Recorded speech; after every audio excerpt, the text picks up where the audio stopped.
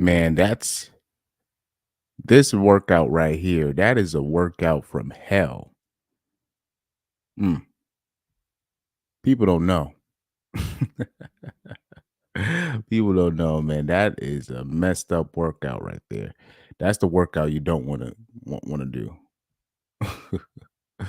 That is the workout you don't want to do, man. Oh, I don't know if I should get right into it. Not sure. Not sure if I should just get right into it. But they revealed the last 25. The last 25 has been revealed. So before I even show that, I should have just done a show on it just in general. Probably not a live stream, but I did say I was going to do it in live stream format. I did say I said every time they were going to reveal the next 50 or the next 25 or the next 25, I said I'm going to do a live stream on that. So, you know, a promise is a promise. A promise is a promise. Um, trying to see what's trending sports wise. It's the same stuff. Oh, so the athletes that made the top 10 or the top 25, basically all of them are trending right now. Yeah, so all of them are trending. Um, yeah. Hmm, fair enough. Fair enough. Let's just see RNC. The RNC is going on right now. RNC is going on right now. Interesting. Interesting. Um,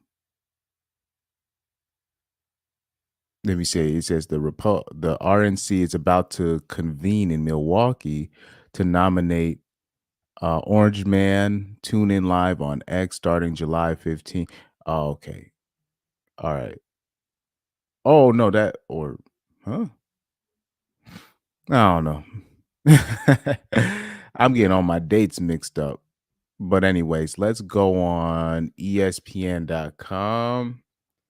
Let's see what's on the news. Let's see what's on the news real quick on ESPN. Yeah, it seems like everybody are just doing their top rankings just in general. They're just doing they just want to do their version of their top rankings in the meantime. Um see something right here. See what they got on the news cycle. Oh, they saying Bronny gonna be rookie of the year.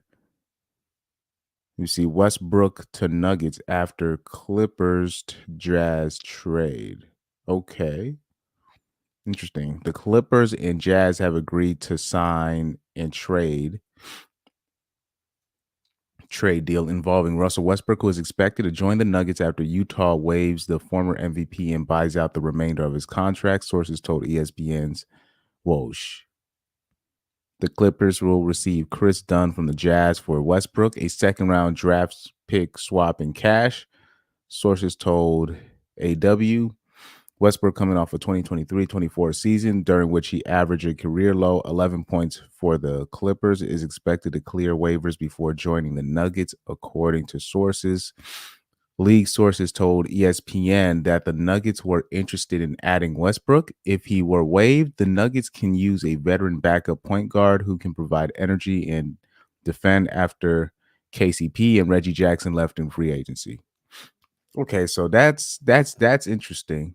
That's interesting.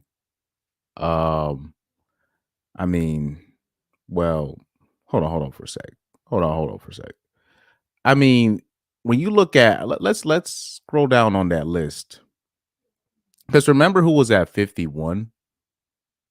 Remember who was at 51 the other day when we went over this list. So remember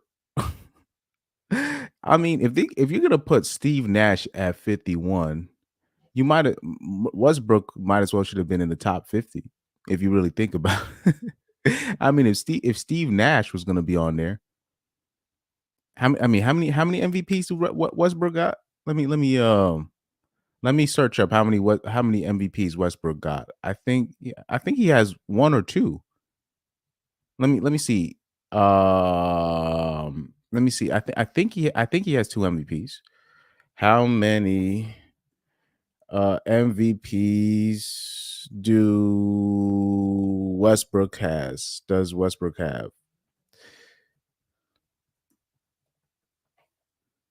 Has won the MVP once in his career. Okay. Okay. I thought he won it twice. I mean, because since Steve Nash won it once, so I don't get it. It is what it is on that end. It is what it is. Oh, what's up, young Doka? So the next 25, it's been revealed. I will reveal it. Hold on for a second. Let me reveal this real quick. Let me put it to 25. So on 26, it's been revealed. Let's see. So yeah, 26 is at Peyton Manning. I'm not gonna reveal who's 25 yet. I'm not gonna reveal who's 25. Um, so yesterday we basically revealed from 50.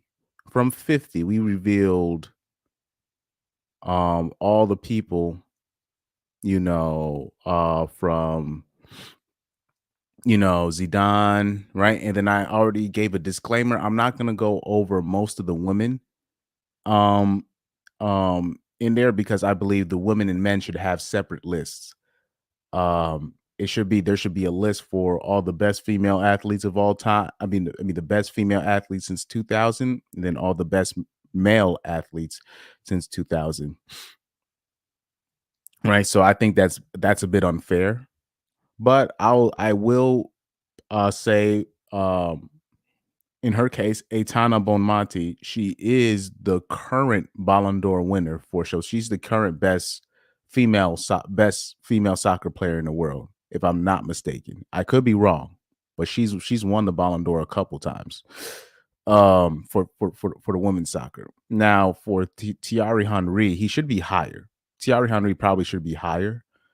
So we already went over that yesterday. I don't know if I should go in straight into it because I don't see no other news. I don't see no other news. This might be the shortest live stream ever. Um, well, this is still it's still. Oh yeah, I see Mike Trout in there and whatnot. I saw Marta, another iconic female soccer player. I'm not gonna lie. Um, I think I should go right into it. So number 25, they have Floyd Mayweather. So um I was disappointed when I saw that. I was very disappointed when I saw Floyd Mayweather at 25. He should be way higher because this is since they said the best athletes since the year 2000. And I'm like, who else can say that they were better than Floyd outside of maybe Phelps or Usain Bolt, right? Like, or Roger Federer. Who else? When you look at his record, I, undefeated, never lost. You know what I mean? Champion, never lost his belt. You know what I mean? So Young Doka said, damn, Russ really becoming that player who gets waved. Dude went from overrated to underrated in a couple of seasons. Well, in my opinion, um, Westbrook to me has always been underrated. To me, he's never been overrated. In my opinion, um, I think that I think unfortunately Westbrook is a guy that gets a lot of blame for stuff um because his relationship with the media, and I know people don't want to talk about that, but that plays a massive role. Your people's perception of certain players, right? Kyrie Irving, right? I mentioned these people. Bryce Harper in baseball, right? Who else? Oh yeah, Russell Westbrook. These guys, they have Well, not necessarily Bryce Harper, but just Bryce Harper, the fans tend to hate him for some reason. But I'll say for Kyrie Irving and Westbrook, they don't have the best relationship, the best PR relationship, best player to media relationship, So that's the reason why a lot of people will just hate on him. Um, he said he only got one the first time he averaged a triple double. And it's not only that, Russell Westbrook averaged a triple double for 3 seasons. People don't even want to mention that. People want to act like that doesn't matter. Yet they always praise, everybody else when they get a triple double. But because it was Westbrook, they were trying to act like it. Oh yeah, other players could have gotten a triple double, but they care about winning. And you're just like, and then these are, mind you, it's like it was hilarious. Like I even remember LeBron fans at the time. They were just like, "Well, LeBron could average a triple double if he wanted to." I'm like, "Well, he hasn't. It can't be that easy if he can't do it." And he's the one person, or that could really do it physically, but he's never done it. And let's not act like LeBron doesn't chase stats. So that's another misnomer. Um, most players are chasing stats. The damn near all of them are chasing stats. All of them are trying to get their numbers. All of them. All of them. The only one that probably didn't was probably Tim Duncan, and I'm probably wrong about that. Like I said, a lot of the perception between certain players, it's already been it's manufactured. So at number 25, they have Floyd Mayweather, that's way too low. He should be top 10. I need to see who's in the top 10. And like I said, I said there shouldn't be really any women in this list outside of maybe a couple if they're gonna really do it like this, because I thought they should have a separate list for the women and the separate list for the men. So there's a lot of women in this list that's taking up space. So maybe that's why he's also so low. Okay, so right here they have Floyd Mayweather's accomplishments: 50-0 record, 27 KOs from 1996 to 2017, 5 division world championships, longtime pound for pound number one. Ben was the best boxer in the world for 2 decades, for damn near 2 decades. You know, so that means something. That means something.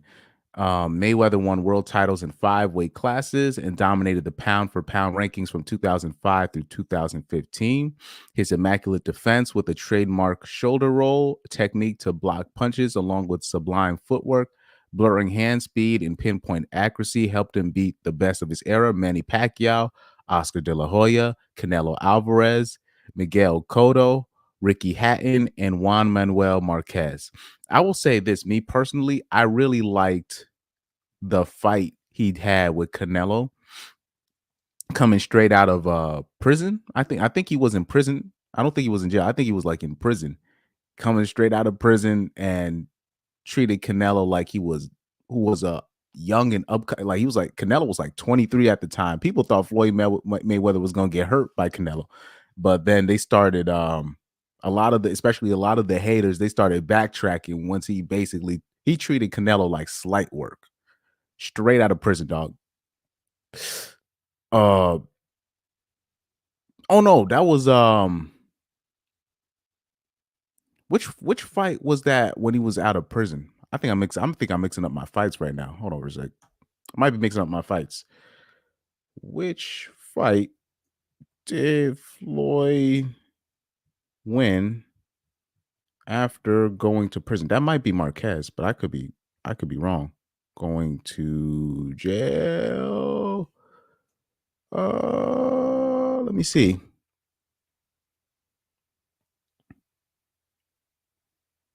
Or was that Guerrero? Yeah, that was Guerrero.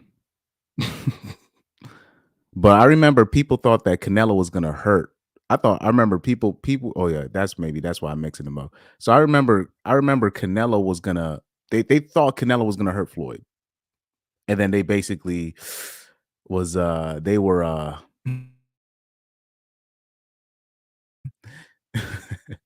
you know. Oh, shout out to Harry S. He said Kobe Minu has to be he's trolling, but right now, so I don't know if anybody knows a soccer player right now. It's this young soccer player by the name of Kobe Minu. Um, Let me show you guys something real quick. So Kobe, you might know Kobe Minu. He just played in the Euros, one of the young kids to play in the Euros. He was playing for England. He was inserted into the starting lineup later on into the Euros. This kid right here. So a lot of the Man U fans and a lot of the English fans are now like you know, basically playing revisionist history and now acting like they knew how good he was going to be. But what's interesting is I predicted this. I predicted this literally in 2022. Harry S was one of my first subscribers when I first made this YouTube stuff, and I did a show on Kobe Minu. I'll give you guys the proof. So Harry's I think his name is Harry Saunders, if I'm not mistaken, but he was a witness to me predicting Kobe Minu's future. Let me see if I can find. It's one of the first lives I ever did. One of the first lives or one of the first videos I've ever made. I made right here. Oh, right here. So I made this live 2 years ago, exactly 2 years ago in 2022. And I said right here, I don't know if you guys can see this. And like I said, because I don't really be tracking all the youngsters like I used to when I was like in high school, right? Um, but I gave an exception to Kobe Minu because I looked at him as really the next one up. And I was like, I hope Manchester United doesn't make the same mistake what they did with Pogba, right? Where with Pogba, they didn't realize his potential. They let him go for free to Juventus, and the rest is history. So I made that video basically to be like, I hope Man U doesn't make the same mistake and let Kobe Minu go because he's the next star. I was like, this guy is the next star. So right here, you might as well get it over. So yeah, this is where I made that video instead of giving guys like Lingard, Yanazai, these guys shots. All right. All right. Will Manchester United make the same mistake twice? Yeah. 10 years. So that's basically where I was mentioning him on that end. But if you look at the date, April 22, 2022, this was when Kobe Minu was like 16 or 17 years old, and now everybody knows of him right now. But I made that video just to make sure. I was like, you know what, let me just put that in there. Let me just put that in there real quick. Anyways, let's go back to Floyd Money Mayweather. Right? Let me see. His triple doubles were rigged, not 100%. His team. Oh, you talking about Westbrook? He said his triple doubles were rigged, not 100%. His team allowed him, got out of his way to get defensive rebounds. Yeah, that is true. That is true. But like I said, everybody be, when you know everybody else be chasing their numbers. I don't understand why Westbrook is like the guy where that he like I'm talking about he was literally dragging his team. He dragged his team, the OKC Thunder to where they needed to be. If it wasn't for him doing that, they wouldn't have won. They actually showed the stats where like when he wasn't getting those rebounds, they were losing. They were losing. So he had to get those rebounds. And yes, they were like guys like Steven Adams. They were shielding other players to make sure he got the rebounds. Yes, that's true. But when you actually look, because people were finally started calling out people, other people for hating, they actually pulled up the stats when he wasn't getting the rebounds for OKC. They lost. you know. But yeah, but Westbrook, I mean, if you're gonna put Steve Nash at 51 on this list for the top 100 athletes since 2000, you might as well put Westbrook in there. But that's just my opinion. But let's see. I didn't really look at the list really properly yet. I just remember seeing Floyd Mayweather at 25, and I kind of disregarded the I kind of disregarded the list because he should be way higher. Floyd, he should be way higher. I'm sorry, he should be way higher. Um, Let me see. Did I finish the bio?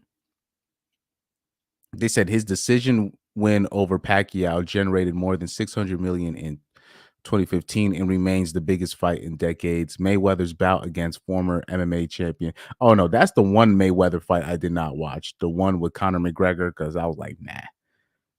But apparently, it actually. I thought it counted as an exhibition. So I guess that was an official match. Okay. That was good. That wasn't, I'll say this, that wasn't really smart.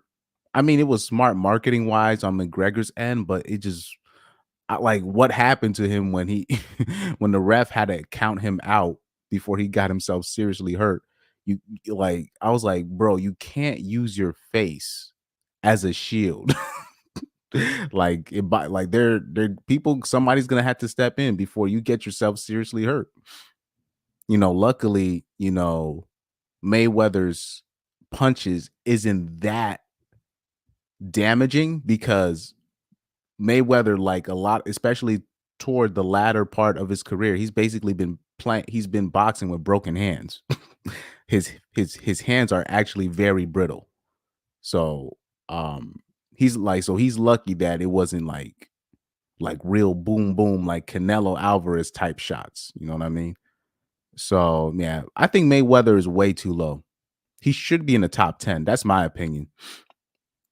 So they got Albert Pujols at 24.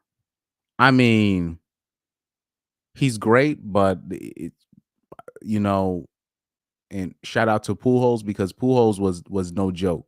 Yeah, Pujols was no joke. Pujols was no joke though. Pujols was no joke. I'm not gonna lie. Pujols was no joke. I don't think he should be higher than Mayweather, obviously, but like, yeah, I think doesn't how many home runs he had? He had 703 home runs. That's not bad. So that makes him fourth all time in home runs. Two-time Globe, three-time MVP, 2001 Rookie of the Year, 11-time All-Star, two-time Gold Glove winner, six-time Silver Slugger, two-time World Series champion. Yes, yes. So yeah, he was a machine. Pujols was a machine. Yes. Let's read the rest of the bio. They called him the machine. Pujols' swing was direct and to the point, power emanating from his lower half, firing through hands he used with the precision of a surgeon. His bat, a weapon that placed him among the game's greatest right-handed hitters ever. Oh, they still hating on Barry Bonds, bro. They still hating on Barry Bonds. They didn't mention Barry Bonds, bro. Rogers, Hornsby. They said Roger Hornsby, Hank Aaron, Willie Mays, and Joe DiMaggio, Albert Pujols. He belongs. I was like, oh, they so that wasn't written by Dave Schoenfield. This was written by Jeff Passan. So he must be another biased baseball writer. Barry Bonds should not be at 36 and Pujols at 24. You got to switch it. You got to switch it. If you're gonna put Pujols that high, that means Barry Bonds should have been way higher. You know what I mean? Because Barry Bonds, in my opinion, he's the greatest baseball player ever. Um, but they put Barry Bonds at 36, if I'm not mistaken. Where they put him at 38? Yeah, they put him at 38, and then they put Ichiro Suzuki over him, which I don't look.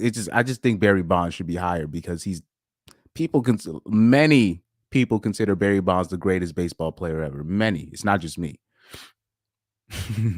Whoever Jeff Passan is, the writer of this paragraph, he's a hater. He just completely leaves out Barry Bonds for unknown reasons. All right. Kevin Garnett is at 23. And no disrespect because I got respect for Big Ticket, but he's too high. He's too high on here. Yeah, he's way too high on there.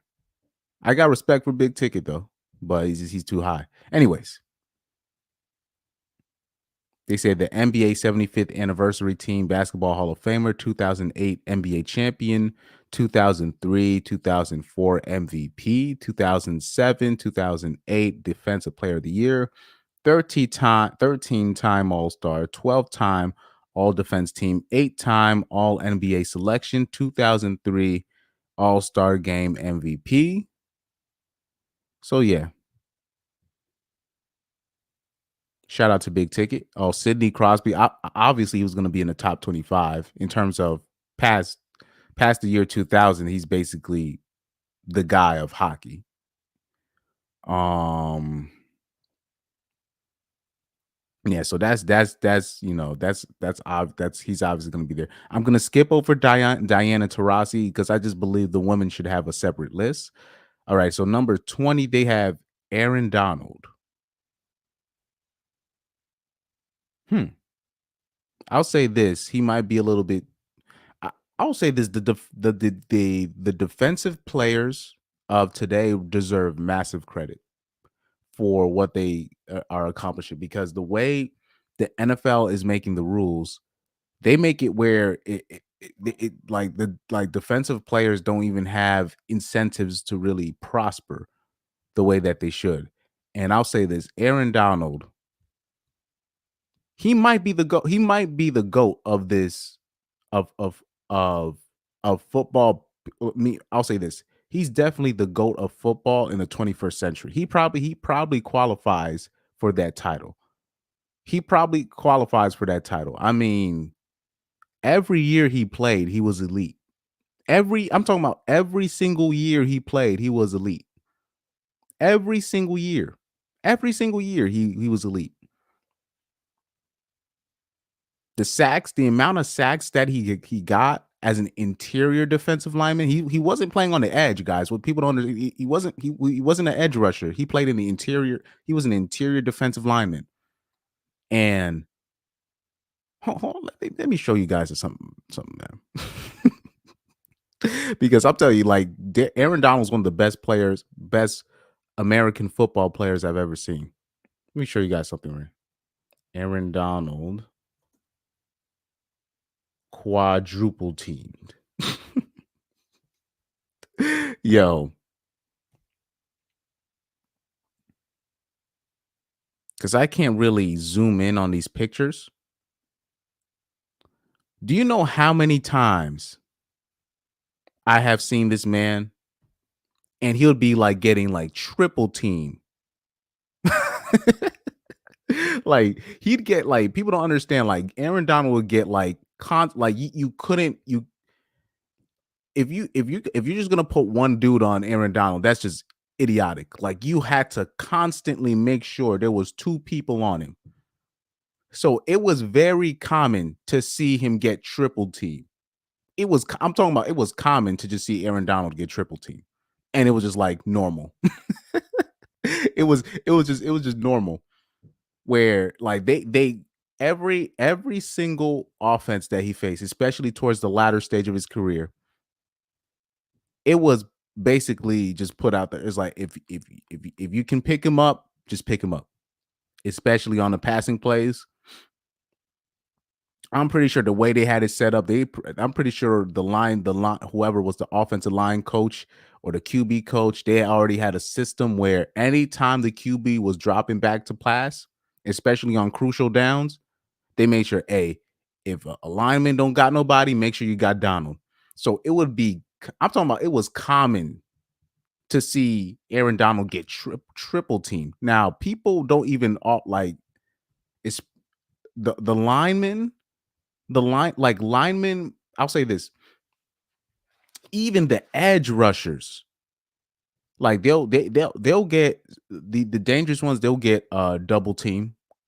It'll be common, but not that much. I'm talking about Aaron Donald would get triple team, dog. He'd get triple team. Now, the reason why, because he did play in the interior, so it was easier to pick him up. But it was like I've seen dude, I remember watching games and seeing Aaron Donald, he got quadruple team. I'm like, is that I'm like, did he just get quadruple team? And then they'll show a replay and they'll show like 4 dudes on him. I was just like, yo, I damn near threw like my whole napkin. I remember I had like a napkin on me. I just threw my shit. I was like, this guy is this is ridiculous. This guy, I'm like, this dude getting quadruple team. This dude would get quadruple team, guys. I'm telling you, this guy was unstoppable. Aaron Donald was unstoppable getting to the quarterback, man. You couldn't put just one person on him. He could not be blocked, man. That's one of the best. He might be the GOAT of American football. He might be the big GOAT of American football past the year 2000. He might be. Because I'm really trying to think of who else was that dominant. Maybe you can talk about Randy Moss, right? You could talk about Tom Brady. You can talk about, hey, you can even talk about uh um Ray Lewis, right? Ed Reed, Patrick Mahomes right now as a quarterback in the quarterback era, he's the best, so you got to give him his credit. So, like Aaron Donald, man, I'm telling you, but I'm talking about every year he was playing, he was elite. He even does he have the rookie of the yeah, he even had defensive rookie of the year. 10-time Pro Bowler, 8-time first team All Pro, 3-time Defensive Player of the Year. Made the All 2010s team, 2014 Defensive Rookie of the Year. It's just, man, like his legacy, you know, I mean, shout out to me, like he just retired. I think he retired last year or he retired he retired in the off season. But Aaron Donald, I mean, my God, what a massive pickup from the Rams in the draft. What a massive man. It's like it doesn't get better than that. Doesn't get better than that at the DT position. Other than so they got 19 they got Lewis Hamilton. I knew he was gonna be on there as a Formula One champion. Was it 7-time Formula One champion? You know, but if you and Lewis Hamilton, he might be the GOAT. You never know. But what's interesting with Lewis Hamilton, this is where you got to be careful with the media. The way the British media covers Lewis Hamilton, you think this guy is ass. just to let you guys know, that's like when you look at the Daily Mail, the Daily Sun, you know, these the what other British syndication? The way they would cover Lewis Hamilton is pretty disgraceful. But that's a whole nother story for another day. So at 18, damn, they got Patrick Mahomes really high. Damn. So they got Patrick Mahomes at 18. I'll say this though, in terms of talent, he's the best quarterback I've ever seen. In terms of talent, he's the best quarterback I've ever seen. I'm like I said, in terms of talent, he's the best quarterback I've ever seen.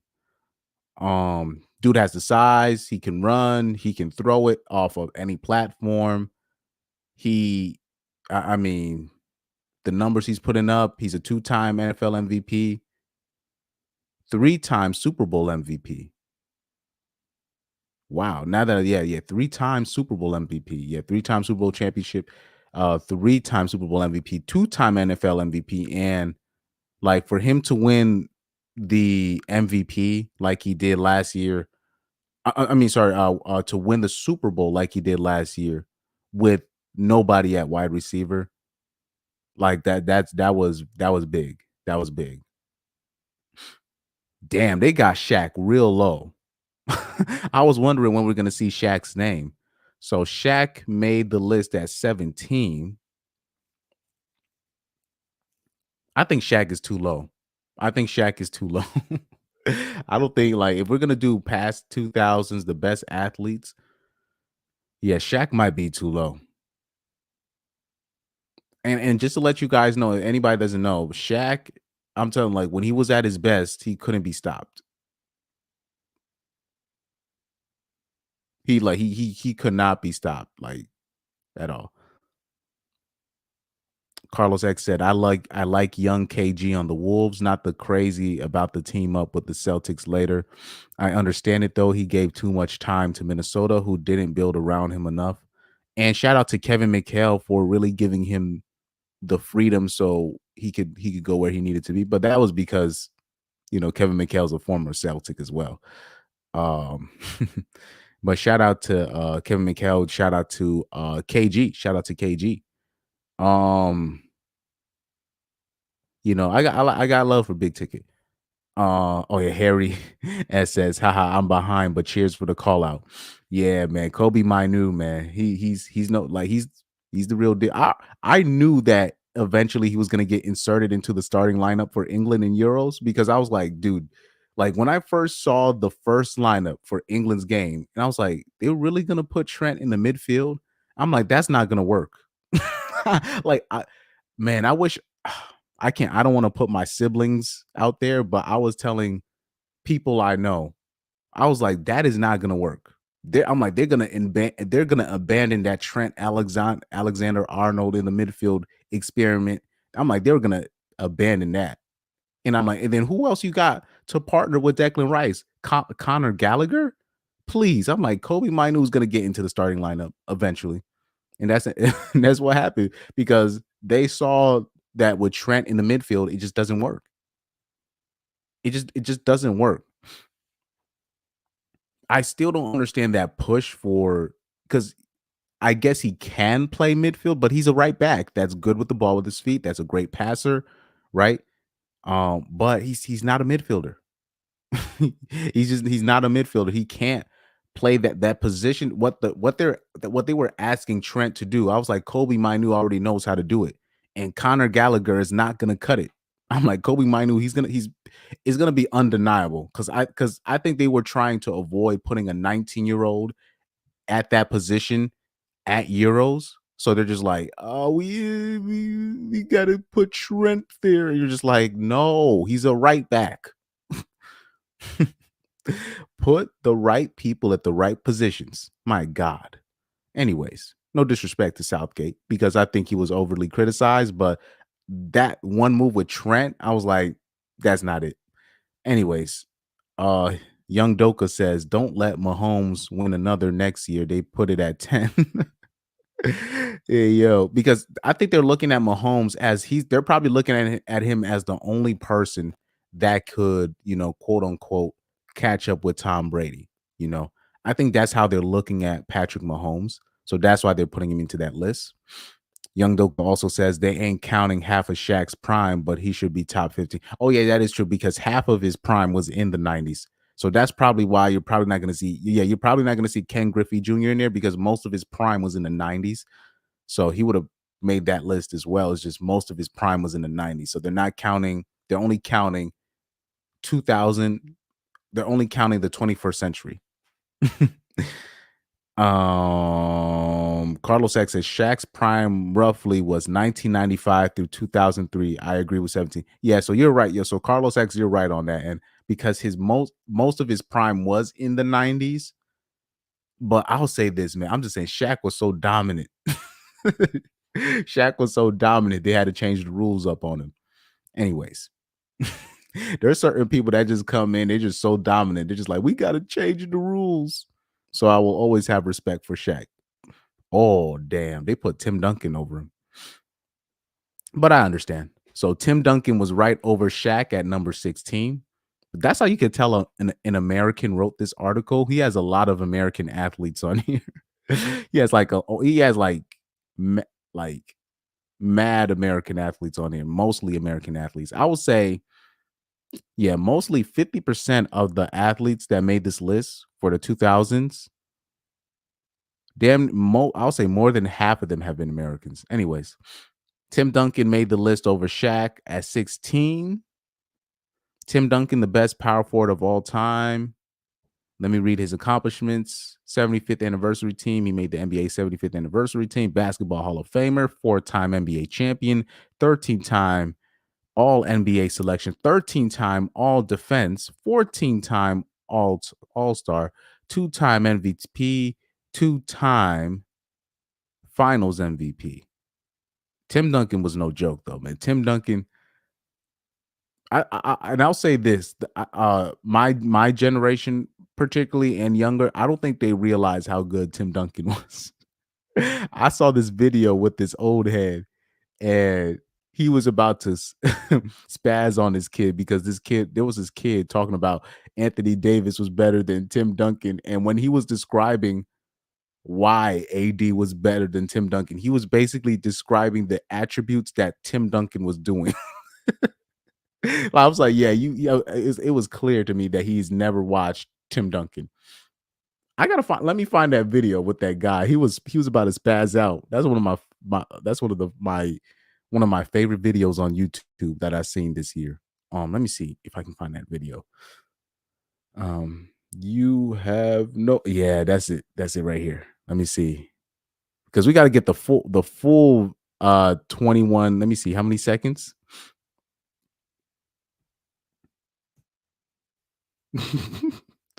Cause so the old head basically put the dude on the spot. He's like, okay, tell me why you think AD is better than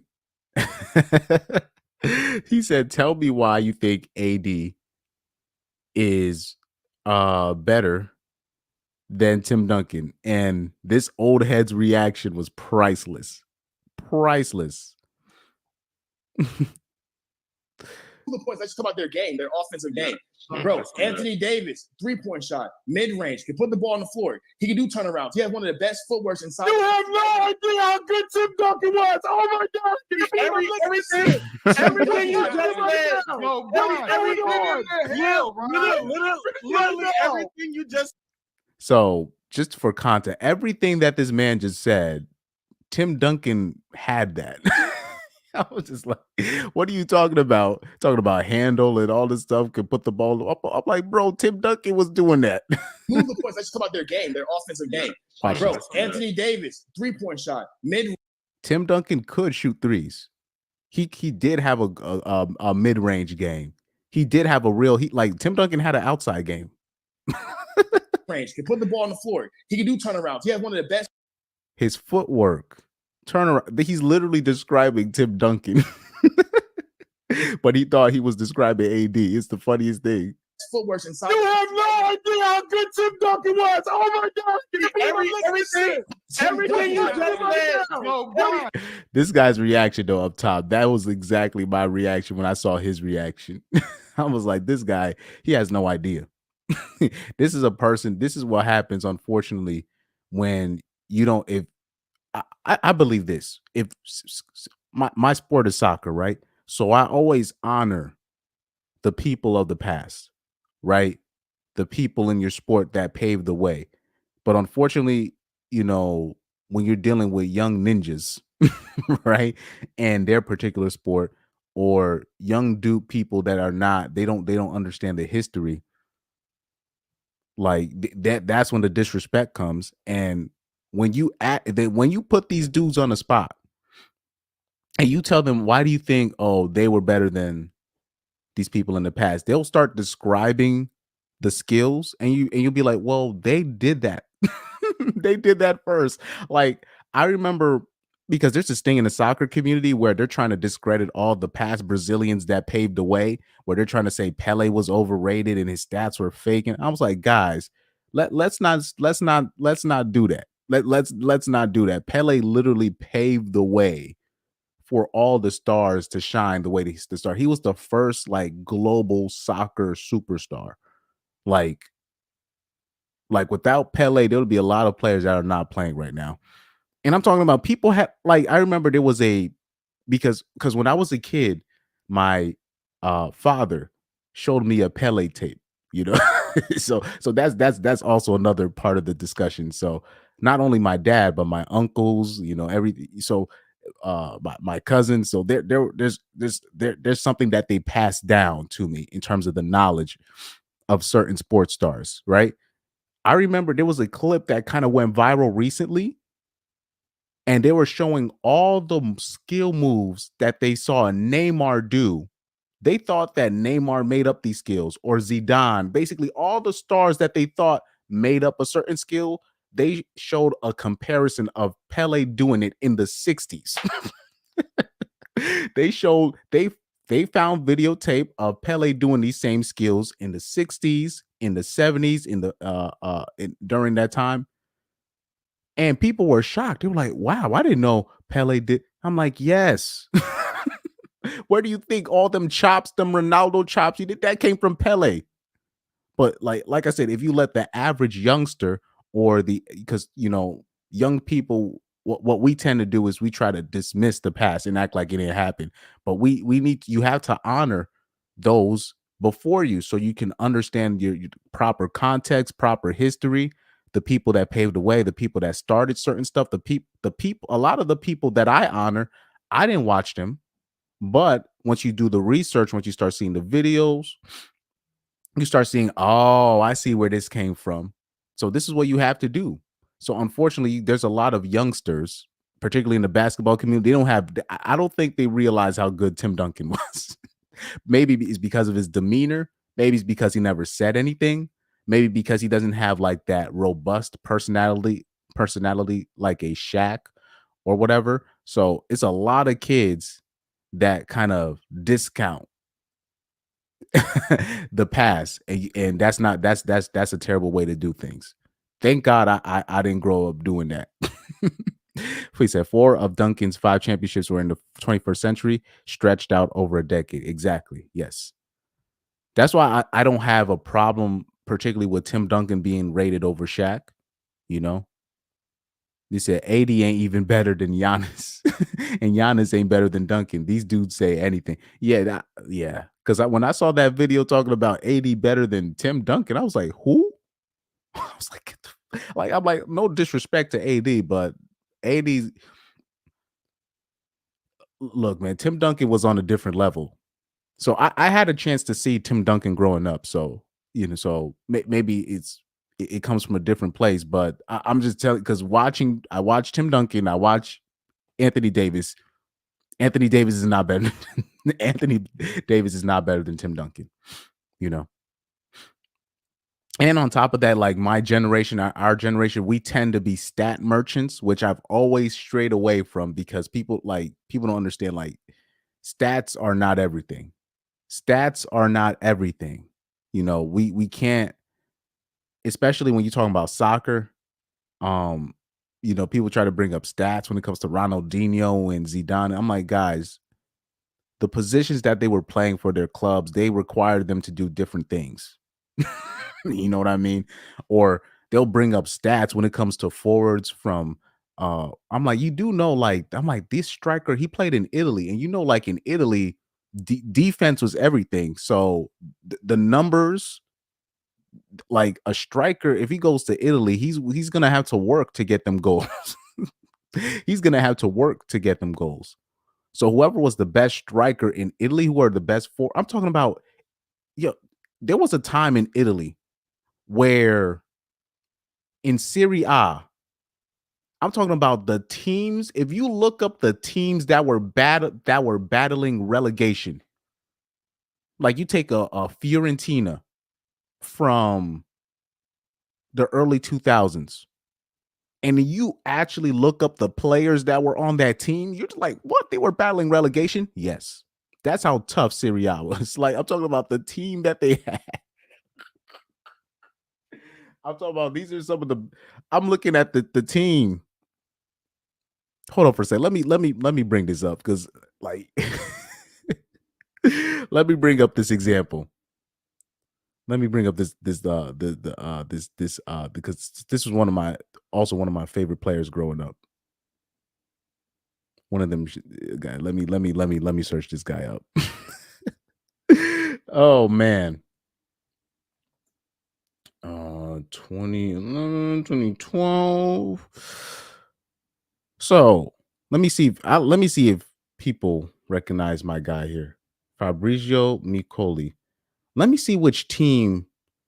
So I don't know, like many soccer players, or they probably might not know who this guy is, but I remember he played on a team on Fiorentina, and they were stacked.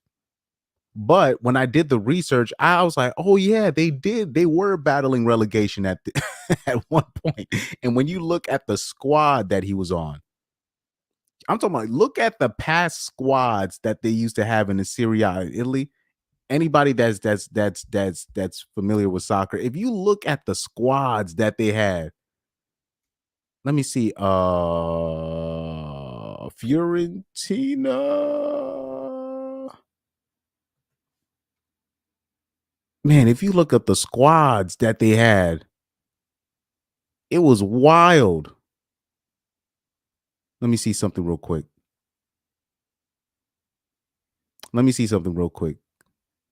I gotta find this specific year though. I gotta find a specific year. So the 2004, 2005. It might be that. It might be the 2004, 2005 squad. Let me see. Fiorentina 2004, 2005 squad. Because I remember seeing that team when I was a kid. I gotta bring up. Let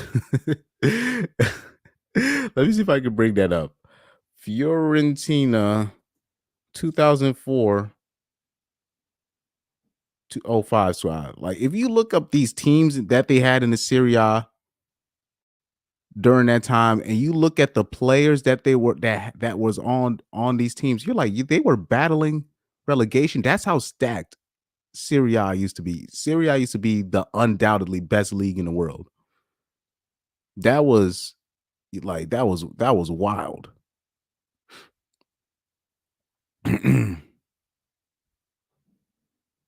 Yeah, at one point they were struggling.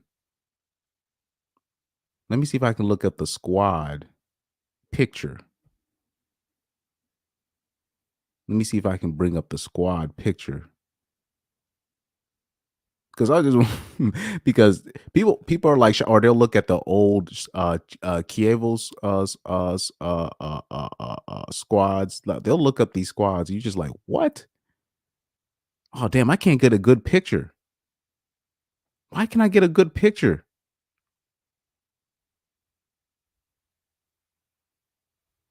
Doesn't look like I got a old website that they didn't use. What? I can't get a good picture of these guys. I can't get a good picture.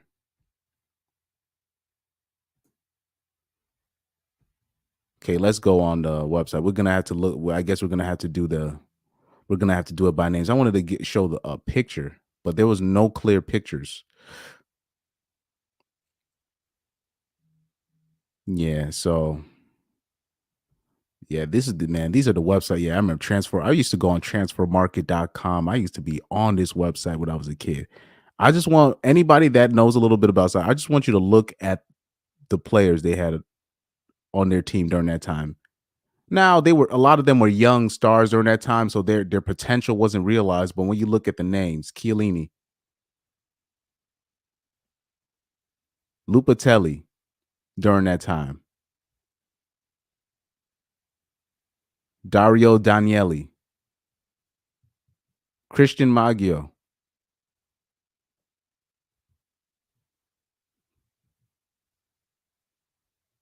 Let's see who else. Because the forwards they have it was ridiculous. They had some nice forwards at one point. Oh, I remember Angelo Nakata. Man, I forgot they had Hidetoshi Nakata, who's probably the best Japanese player of all time. Oh no, sorry, he is the best Japanese player of all time. The best, probably, probably the best Asian player of all time. Would that be a stretch to say that? Because Nakata was solid. He was solid as hell. He was great. I think he retired. I think 2 seasons later, if I'm not mistaken, because he retired young. He retired really young. Yeah, Fabrizio Micoli, and they had Gianpaolo Pazzini. Like, what? That's a good enough squad. Like, if these guys were playing, like, say, all those players that I mentioned, if they were at their best, they could win Serie A with that squad. Or they could come close. They can definitely come close to it. But yeah, that team this team, they were struggling. That team was struggling that year. Believe it or not, that team was struggling.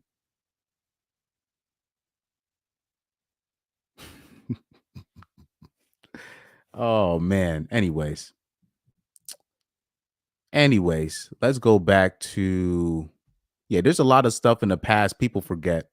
Like Serie A used to be like, you know how like people make fun of the Serie A today, or how it was only one team winning, but Serie A used to be the best league in the world, like by far. No contest, the best league in the world. Okay, who did I miss? Harry S said so true. Carlos X said, I tried to only take up for players I saw play in real time, so early 90s forward. I feel you with that. But some people like cause like especially with a lot of soccer players, like I knew a lot of people via my uncles, my cousins, my dad. So they passed down a lot of those players to me, and I was able to look them up. Or especially when YouTube came out, and then I saw a lot of these guys highlight tapes. But I remember there was a library, right? And they would have these tapes of these old players, and I would watch a lot of those tapes. Like people don't understand. Like the public libraries, they used to have these VHS tapes, and you could see anything you want. I'm talking about from TV shows, sports, old sports games. You didn't have to just go on ESPN Classics to watch. You could literally go to the public library, go to the VHS tapes section, and you could literally uh not rent. You could literally check out the VHS tape, check it out for free. If I think you could check it out. Some of them you did have to pay, but you could literally, especially with the VHS tapes, you could literally just check it out from the library, watch it, and then bring it home in like 2 or 3 days. Like you used to be able to check out VHS tapes. Do you know how I used to watch British TV shows, old soccer matches from like the 90s, 80s, 70s even. I was watching old basketball games, old college football games. I was watching all types of, Rugrats, right? Old Nickelodeon shows from the 90s with those VHS tapes. Man, what? They had everything on those VHS tapes. I had my VHS player in my grandpa's room, and then or on the main TV, I would watch it there. Man, look, those VHS tapes, man, had information on there that I still use to this day. Let me see. Harry S says we live in an era where we obsess over comparison. Yeah, that's true. That is true. Fabrizio Micoli, that was one of my favorite players growing up. That was one of my favorite Italian players growing up. There was a lot of Italian, like Antonio Di Natale. That was one of my other Antonio Cassano. Cassano, that's another one. Uh, even though it didn't kind of you could say it didn't kind of work out with his career, but his talent is ridiculous. His talent there was no joke about his talent, but he could have accomplished a lot more. He could have accomplished a lot more. Anyways, let's move on. Let's move on. So then we got okay. So like I said, I'm gonna skip over the women on here. We got Steph Curry at number 14. And to Steph Curry's credit, he did change basketball. He did change basketball low key. Low key, you could say Mike D'Antoni was ahead of his time. The coach Mike D'Antoni, because Steph Curry's type of basketball, that's kind of what Mike D'Antoni was kind of aiming for. But Curry,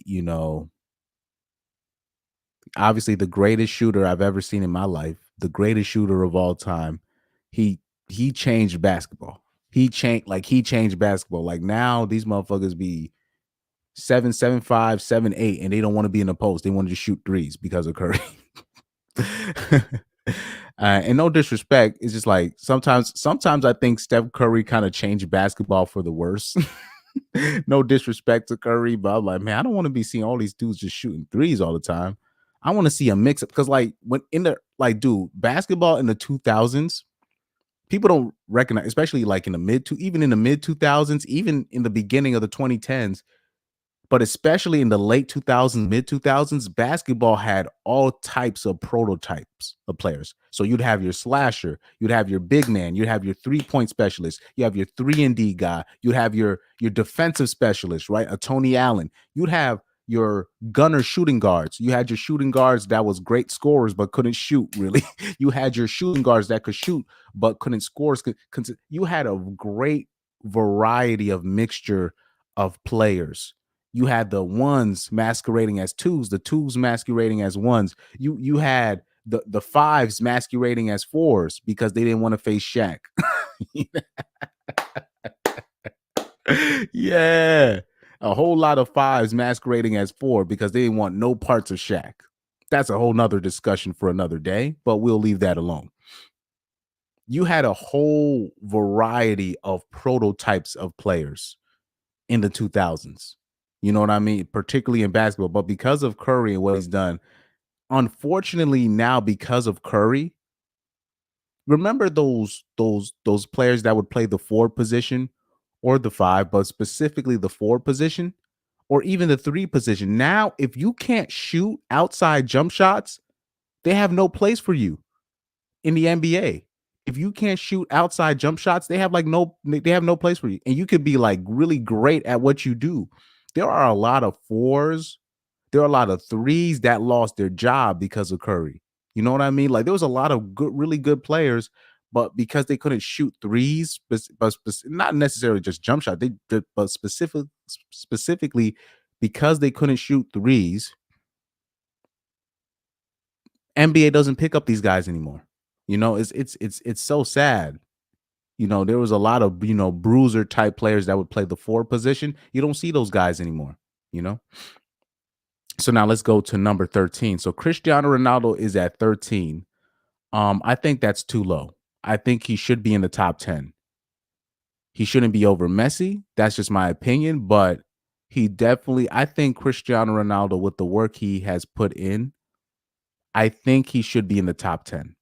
That's my opinion. Cristiano Ronaldo is he's the embodiment of, if you work hard enough, you could raise your ceiling. Like when Cristiano Ronaldo first came onto the scene, his ceiling was not to be better than his predecessor, Luis Figo. His ceiling was not supposed to be better. He wasn't supposed to be better than Figo.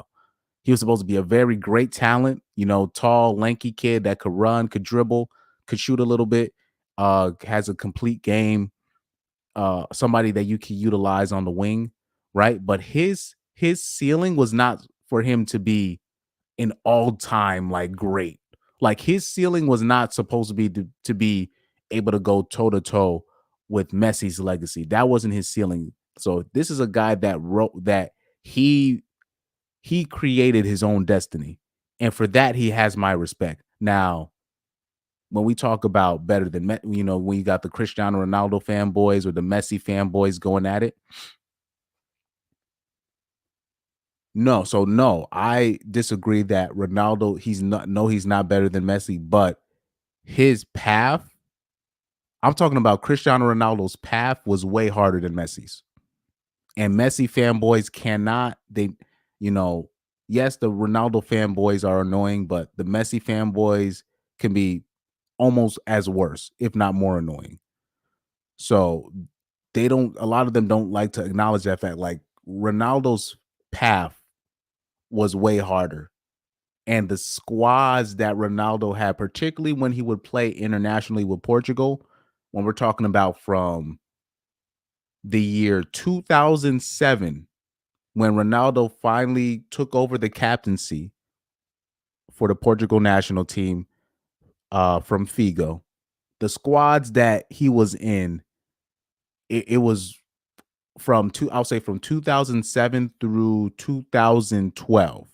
The squads that he was playing in with Portugal, they just couldn't compete in the international stage. Like he had really less of help, but that was really when he was in his athletic prime, was from 2007 through 2012. So it's a shame that in his athletic prime, Portugal didn't have the midfielders, didn't necessarily have the forwards. So the people that he could play with. So Portugal started getting real quality players, a squad, like in 2016 post. So that's why in 2016 they were able to win Euros without him in the last game when he got injured in the first minute. So, you know, shout out to Cristiano Ronaldo. He wrote his own destiny. He created his own path. So for him, like for me, he will always have my respect. He will always have my respect on that end. Okay, so Rafael Nadal at number 12. Well, that's like I said, we talking about is I already said yesterday they're gonna include Rafael Nadal and Roger Federer in the top 25. It was just a matter of where. So Rafael Nadal's at 12 over Ronaldo, which I actually understand because Nadal's legacy is no joke. 22-time Grand Slam singles champion, ATP Tour title in 19 straight seasons, 209 weeks as the world number one, fourth most men's singles wins in open era. So that means they're probably going to have Roger. They're definitely going to have Roger Federer in the top 10. Then that means they're definitely going to have Roger Federer in the top 10. So Young Doka said Curry ruined the game, but now it's getting more balanced with players like Wemby. Yeah, I get it. Yeah, I get it, but like, remember them point guards that they used to be in the NBA that couldn't shoot? Now, none of that no more. You have like especially if you're playing if you're playing 1 through 4, all of those players they have to be able to they need to know how to shoot, including sometimes even the 5 sometimes. So man, like it just ruins the real diversity of the type of players that you could really put on the floor. And you know, that's what for me, that's what made American basketball great because now it's more Europeanized. You know what I mean? Where it's just like, all right, everybody's a shooter, but it's like, isn't that kind of what takes away from what actually made America great with the high flyers, the dunkers, and then you include that with the shooters, then you include that with the gunners, with the scorers, with the defensive, you know what I mean? The variety of players that we have. And we're just turning it into like a European style type play. I can't respect that. That's just my opinion. So Rafael Nadal at number 12, Djokovic is at 11, 24-time Grand Slam singles champion. And I have respect for Djokovic for other reasons, but I'm not going to get into that. I'm not going to get into that. Okay, so now it's time to reveal the top 10. Now it's time to reveal the top 10. So the first 15 of the top 25, right? So they had, like I said, I'm not including the women. They have Floyd Mayweather at 25, Pujols at 24, Kevin Garnett at 23, Sidney Crosby 22. They had Aaron Donald 20, Lewis Hamilton 19, Mahomes 18, Shaq 17, Tim Duncan 16, Steph Curry 14, Cristiano Ronaldo 13, Nadal 12, and Djokovic 11. By the way, Djokovic is a real ninja. Anyways, so number 10, they have Kobe Bryant. So that means LeBron is probably going to be in the top 5 then. Yeah, if they have Kobe Bryant at number 10, that means they're going to have LeBron at like number 4 or number 3 or something like that. They're not going to have LeBron number 1 because I don't see them, even though I believe LeBron should be over Tom Brady, but I don't think the public views LeBron over Tom Brady legacy-wise. Now, for me, I don't think Tom Brady should be in the top 10. That's just my opinion. That's just my opinion. But if you want to put him there because you consider him a great winner, all right. All right, but not for me. So Kobe Bryant, number 10. Well, you know, rest in peace to Kobe Bryant. Like his legacy, I don't have to explain it. But what I loved about Kobe Bryant, not only was he a great scorer, he also was good at defense. You know, he was really good at defense, took defense seriously. The same reason why I like Michael Jordan. I got respect like guys like Michael Jordan. Not only was Michael Jordan a great scorer, he would also lock people up and really take pride in that. So I miss stars like that. I miss I miss stars like Kobe Bryant. Two like real stars like Kobe Bryant. Anyways, yeah. And you know, it is unfortunate because I would consider Kobe Bryant a better basketball player than LeBron, but you know, LeBron is always going to get the nod over most, you know. And I don't like I understand why people think LeBron is better than Kobe. I understand. That's not something I'm going to argue with people on that end. Because there was one point that I did believe that LeBron was better than Kobe, but I remember somebody was making a comparison. I was like, "Oh, you're right." So ever since then, I've been like, "Oh yeah, Coke." I'll because at the end of the day, even because if you're taking their primes, you take prime Kobe Bryant, or I'm taking prime LeBron. I'm taking prime Kobe. So number 9, damn, they got Bolt. They got Usain Bolt low. So if they got Usain Bolt number 9, if they got Usain Bolt number 9, who else they got in the top 10? Damn. Man, Usain Bolt, like, I'm sorry, like I done seen him run. I'm telling you, I would see Bolt run when I saw this man run in in the Beijing Olympics and seeing this guy. I was like, what in the hell?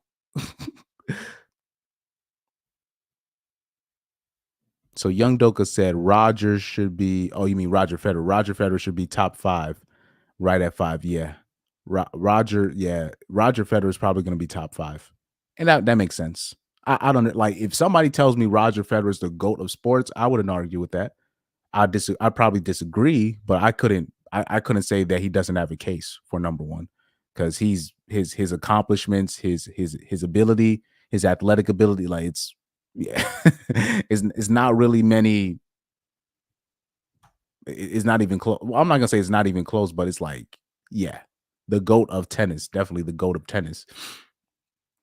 And plus, it's an individual sport at that, so it's like you gotta give respect where respect is due.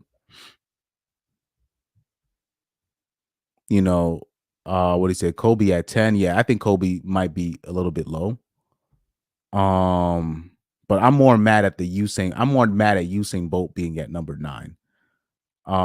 Carlos X said, I dislike Kobe, but he's definitely better than LeBum on almost every level.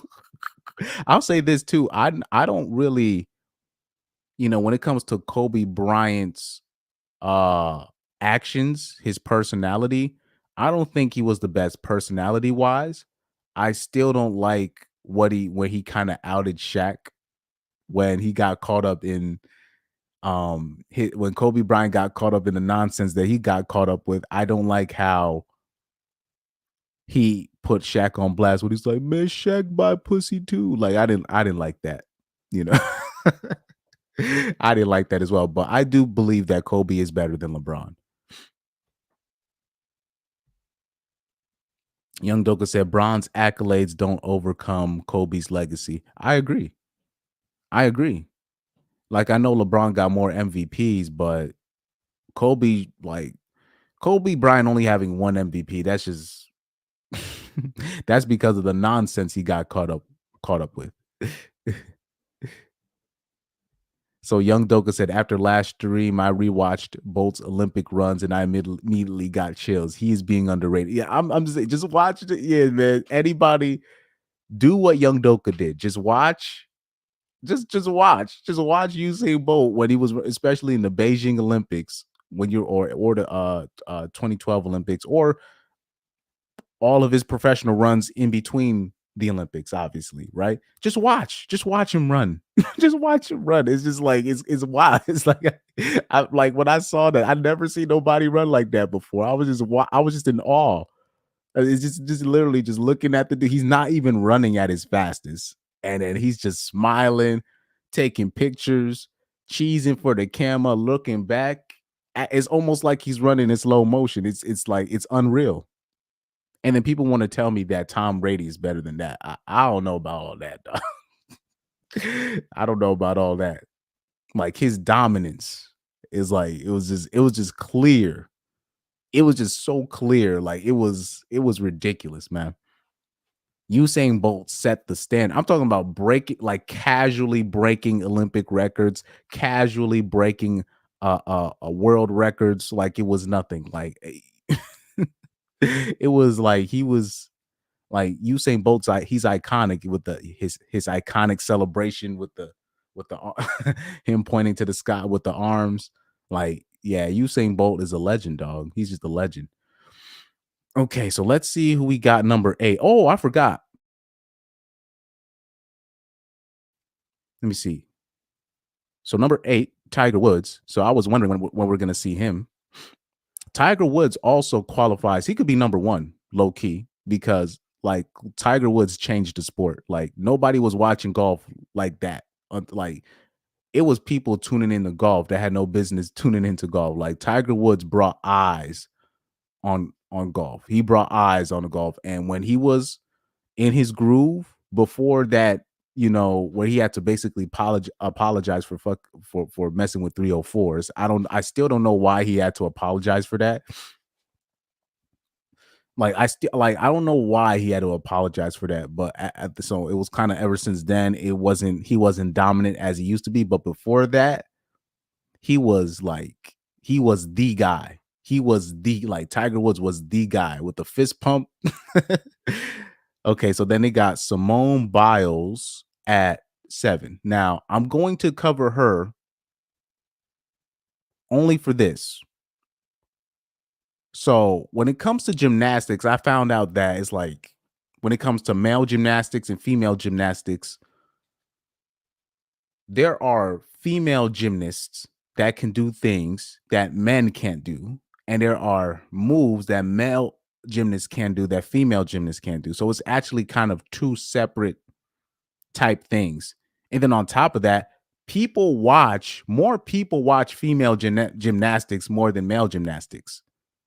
Just in general. So low key, I gotta give the female gymnastics, the female gymnasts more credit because more people just watch female gymnasts than male gymnasts. Now, there's other reasons behind that, right? We don't have to get into that, but people watch female gymnastics more than male gymnastics.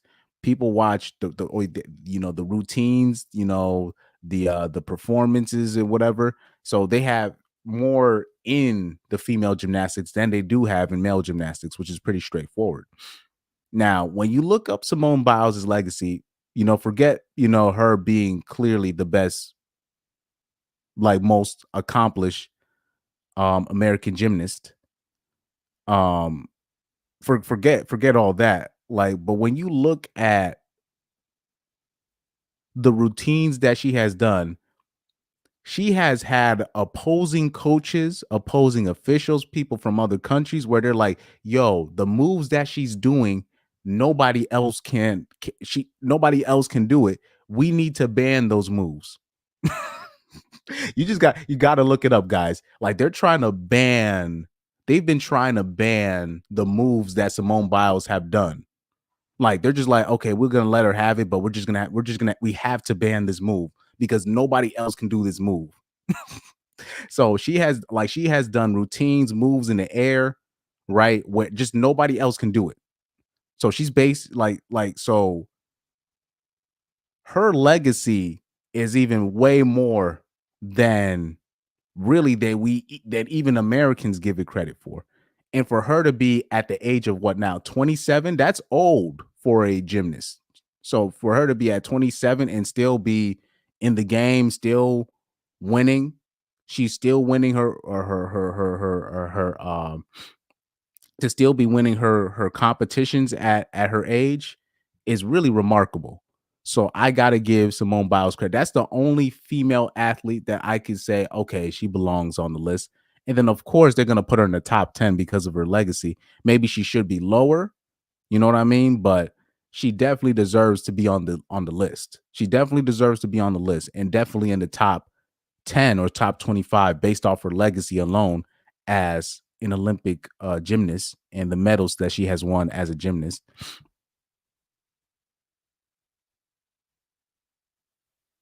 Oh, right here. So it says since winning her first national title in 2013, Biles has gone undefeated in all-around competition in every meet she has competed in. A staggering achievement in a sport that used to age out athletes in their teens. Now 27, Biles punctuated her return to gymnastics after taking 2 years off following the Tokyo Games by winning U.S. trials by an astounding 5.5 points. In her third Olympics in Paris, Biles can become the first gymnast to win all-around gold in non-consecutive Olympics. She also has 5 skills that bear her name, including a vault with the highest difficulty level in women's gymnastics. So shout out to Simone Biles here. Number 6. Okay, so they have Roger Federer at number 6. I thought he'd sneak into the top 5. But like I said, Roger Federer, the goat of tennis. What else do I have to say? You know what I mean? What else do I have to say?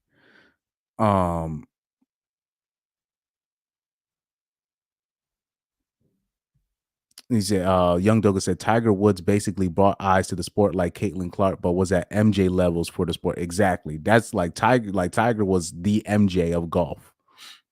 Like, not only did he bring the eyes, but he was actually like the best, and it was like not even close. Young Doka said Simone Biles is actually properly rated. Yeah, I'd agree with that too.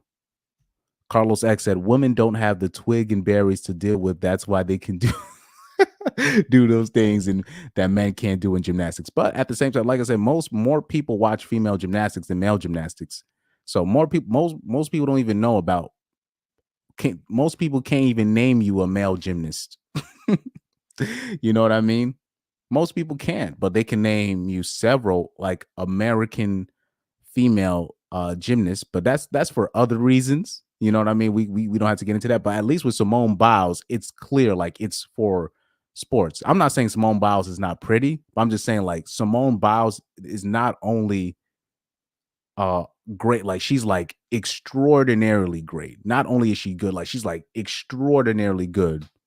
Like extraordinarily good, where even the outsiders are like, wow, you know.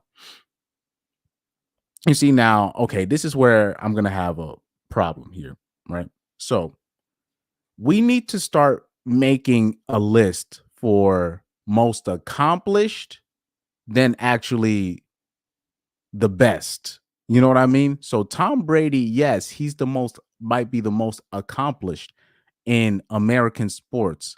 But when we talk about the best, I don't know. Like, so right here, so they're showing his accomplishments right here. 3-time NFL MVP. But like I said, only two, like he's only made the all pro, he's only been first team all pro 3 times. You know what I mean? So that's he's only been an all pro 3 times, if I'm not mistaken. You know, um, and 2-time offensive player of the year. And one of those times is when he had Randy Moss on his team. I'm pretty sure. I'm pretty sure one of those times that he won offensive player of the year is because he had Randy Moss on that team, where Randy Moss accounted for, I think, 23 of his touchdown passes, if I'm not mistaken. Yeah, like Randy Moss had like 23 touchdown passes that year. That first year he was with Tom Brady. Let me see. Yeah, 5-time Super Bowl MVP, 7-time Super Bowl champion, 3-time NFL MVP. But yeah, like Tom Brady's accomplishments, like I can't take away from that, but I don't think he should be on the list with players where it's like, because he's playing a team, he's playing an ultimate team game. And he had the best defensive coach. And then on top of that, Brady was a great offensive mind. When you look at the first 3 Super Bowls, and you look at the path he got, the first 3 Super Bowls, that was more on Bill Belichick. And then on top of that, one of them, the Patriots should have not really made the Super Bowl with that whole tuck rule nonsense. I'm still trying to wait for an explanation for that, for why that was called.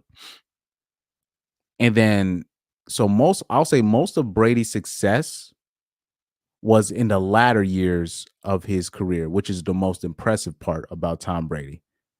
So that's where he was really starting to put up real numbers, really starting putting up the stats, really started getting some of the individual accolades.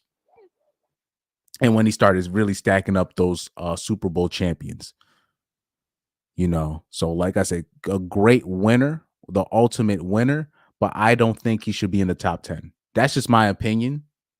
He's playing one side, especially when you're dealing with football players, you're playing one side. And a lot of the rule changes, particularly, even though the rule changes, it wasn't because of Tom Brady, because of the rule changes, but most of those rule changes was to help Peyton Manning because Peyton Manning was struggling. But Tom Brady ended up benefiting the most, right? And then on top of that, you look at any time that quarterbacks starting to get hurt from certain defensive players tackling them, then they would change the rules. And Tom Brady did contribute to that when he was stepping back to throw. He got hit in the knee, and then they decided to change the rules. Okay, you can't hit quarterbacks in their legs when you're trying to sack them. And it's like, what?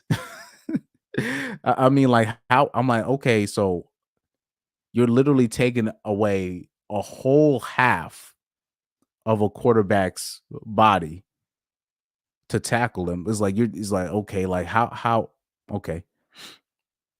So it really changes up a lot of the defenders game plan. That's very significant. That's very or when Aaron Rodgers, when he got tackled, he broke his collarbone, and then they were just like, oh, you can't put your full body weight on a quarterback if you tackle. I'm like, that's literally what a tackle is. That's actually more egregious than really the Tom Brady rule with the don't you can't tackle quarterbacks in their lower extremities. But I'd say that Aaron Rodgers thing when he broke his collarbone and then they were just like, okay, you can't put your full weight on a quarterback when tackling them. That to me was more egregious than that because I'm like, it's a tackle. That's that you're literally describing a tackle. But I'll say this for Tom Brady, I respect him a lot in terms of he's the only quarterback that I respect on this end. He's he's very respectful of the rules. So like when Tom Brady would play, he would make sure that ball is out of his hands. He wouldn't be holding on to the ball, patting it while his offensive linemen are allowed to hold and all that stuff. Like Aaron Rodgers be getting away with and all, all that shit, right? So at least I can respect Tom Brady for really respecting the rules and really allowing his teammates to eat. And whoever was the top receiver, he always made sure they ate. So and Tom Brady was very respectful, very humble. You know what I mean? Unfortunately, Tom Brady had a brat of an ex-wife, you know what I mean, who didn't really appreciate the position that Tom Brady was in. So that's a whole nother story with that. So I just think I don't now just to sum it up, I don't think Tom Brady is the top. He's not the five. He's not on the if you ask me who's the 10 greatest athletes I've ever seen, Tom Brady would not make that list. In terms of who I've ever seen, Tom Brady wouldn't make that list. There's a lot of quarterbacks that I have watched over the years where I'm looking at them, I'm like, I don't think they could play any other sport. Or I don't even think they could play any other position but be a quarterback in the NFL. Even I would even look at a lot of these players. I'm like, I don't even think these guys could be a pitcher. Now, in Tom Brady's case, I think he did get drafted for he did get drafted in the MLB, if I'm not mistaken. He did play baseball. And Tom Brady is a way better athlete than people give him credit for. It's just that he's not quote unquote toned or ripped, but he's a way better athlete than people give him credit for. People say that he has, cement bricks as legs, but I disagree. It's just he can't like Tom. People forget that Tom Brady was drafted in the year 1999 or 2000. Like guys like that weren't coming into NFL like ripped or toned, or had like Shannon Sharp was like the first of those guys coming in like with the ripped with the magazine body. Now you see like quarterbacks have that body now, like a Cam Newton, right? when he came in, like, or these people like the quarterbacks back then, that when they were coming in, they didn't that wasn't necessary. Or if they were a baseball player, that wasn't necessary. Like for example, Peyton Manning, I can't see him doing no other sport. You know what I mean? So a lot of these because at least with the rest of these athletes, I could see them doing another sport. I could see Simone Biles being a soccer player. I could see Kobe Bryant like playing in the NFL, playing soccer, or playing I could see Usain Bolt doing another sport. Tiger Woods, that might be different because he is a golfer, but he was a great athlete, and you could actually see Tiger Woods doing another sport with his accuracy. You could definitely see him doing another sport. Roger Federer, you can see him doing another sport. Tom Brady, even though he was also a baseball player, he was significant in terms of, because when I started thinking of Tom Brady, I also started thinking of Peyton Manning, and I'm thinking of Peyton Manning. I'm like, I don't think Peyton Manning could do any other sport, dog, or play any other position in football other than quarterback. So they got so they do got LeBron James over Tom Brady.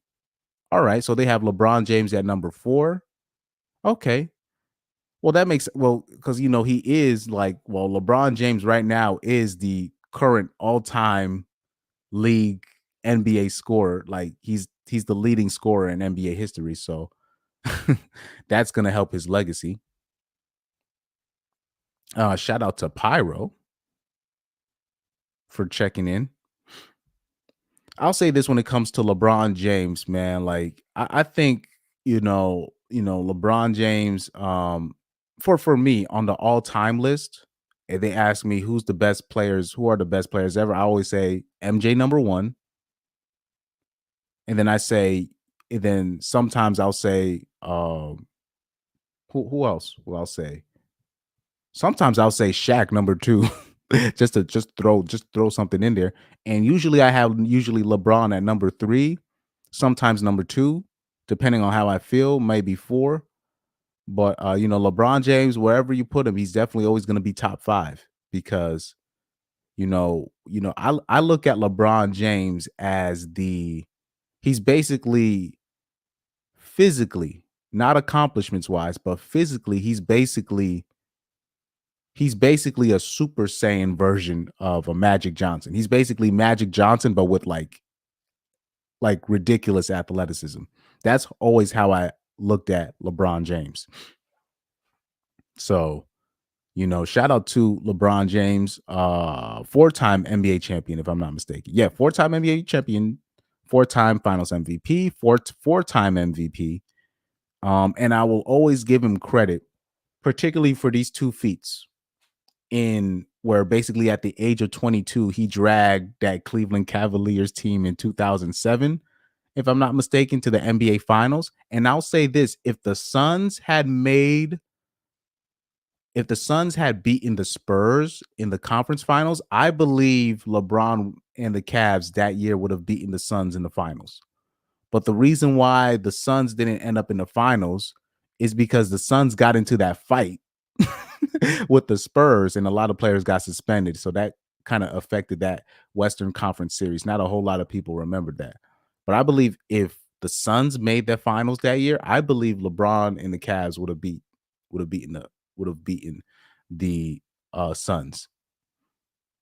And I'll say that in the squad that LeBron James had in 2018, I'm talking about the 2018 squad where LeBron, it was a year after, it was the year that Kyrie had left before the season started, and it was literally just LeBron by himself.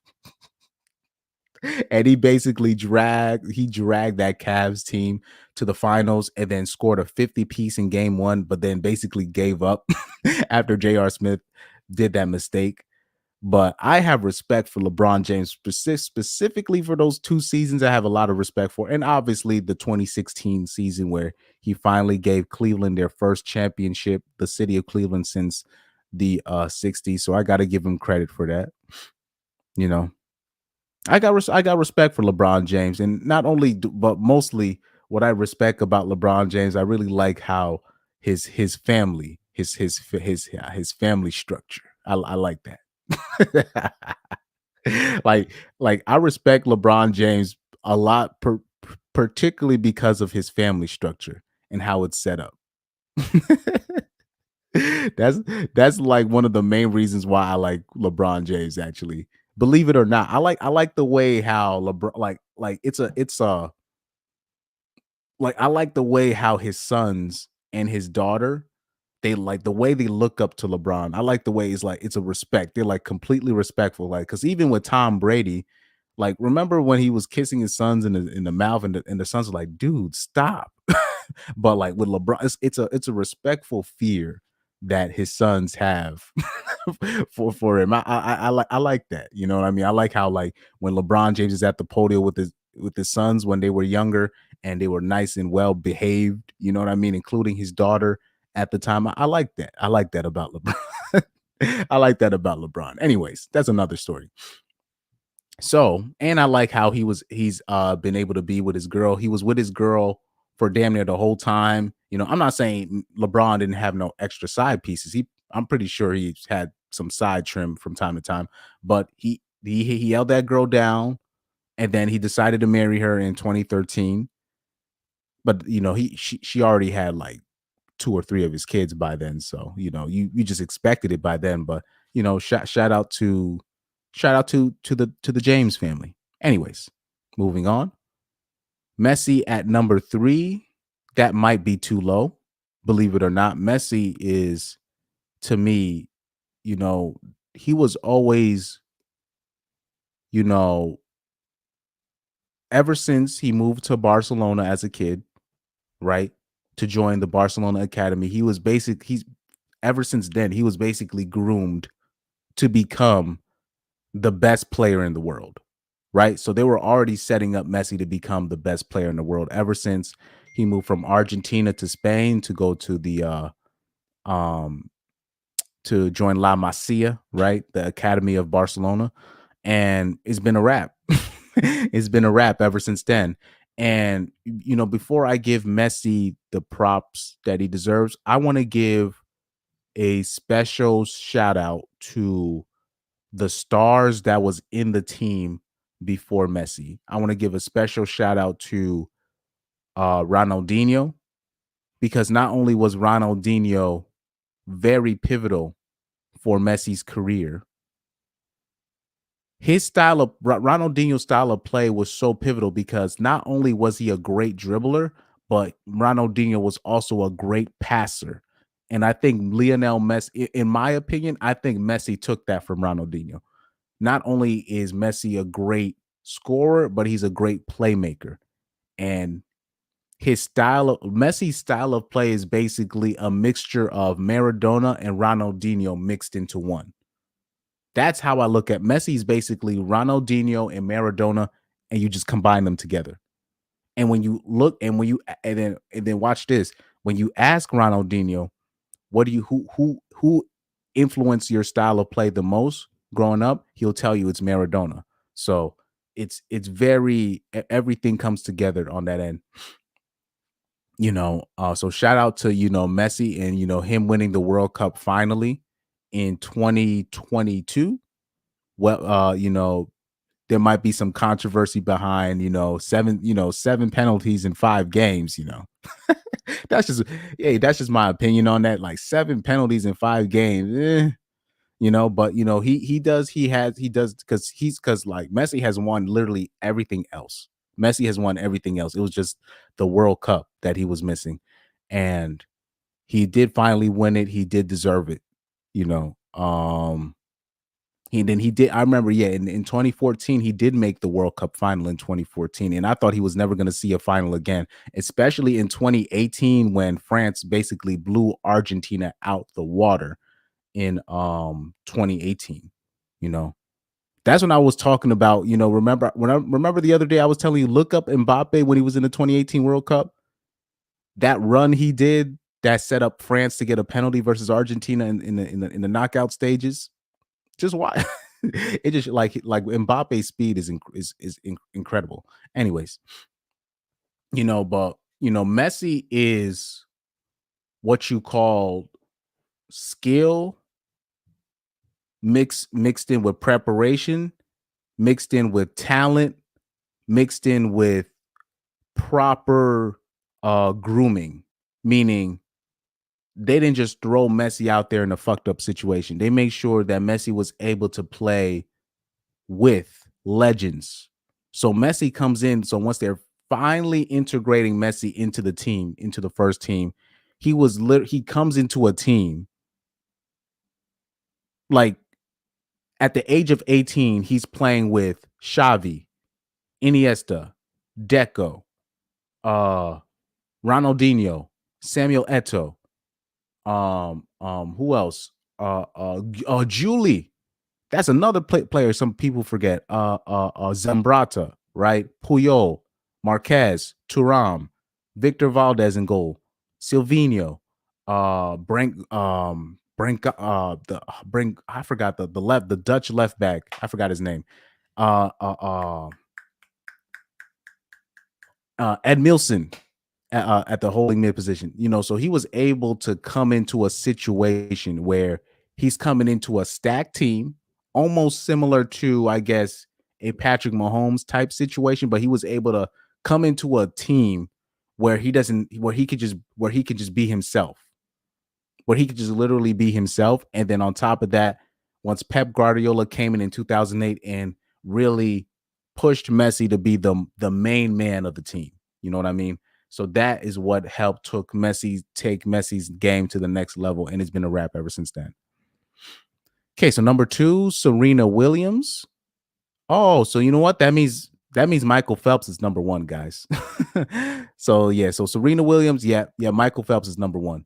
So Serena Williams, she makes it at number 2. I understand why, even though I don't think they should have a woman in this. I don't think they should have a lot of women in this list. They should have a separate list for the females.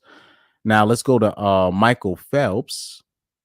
But I'll say this: Serena Williams did change the game in terms of she definitely changed the female tennis game to where she was like just so dominant in the female tennis game. It was like it's ridiculous, There was a whole lot. I'll say this: there was a lot of ninjas that did not watch tennis, but because of Serena Williams and Venus Williams, they would turn on the tennis just to see Serena dominate. Michael Phelps at number 1. Now that I will say this: whether you disagree or not, this makes sense because he's the most accomplished swimmer. He's the most dominant swimmer. He was the best at his sports. Like his dominance. He has the most gold medals out of everybody. I think out of everybody. What is a record? 28-time Olympic medalist, 23-time Olympic gold medalist, most gold medals at a single Olympics when he won 8 at Beijing. Yeah, that Beijing Olympics was historic, bro. I still remember that, man. That the Beijing Olympics in 2008, that was historic. A lot of, when you talking about Michael Phelps, you talking about Usain Bolt, you know what I mean? Like that was particularly those two characters. That's why I believe it should be Michael Phelps 1, it should be Usain Bolt 2, or Usain Bolt 1 and Michael Phelps 2. That's just my opinion. But yeah, that 2008 Olympics was legendary. That was legendary. So yeah, it looks so I can't argue with that. I can't argue with Michael Phelps at number 1. I thought they were gonna do something stupid like put Tom Brady at number 1 like that. I would be like, nah, no. I do not accept this. I don't accept this. Let me see. Pyro said I just had a long nap.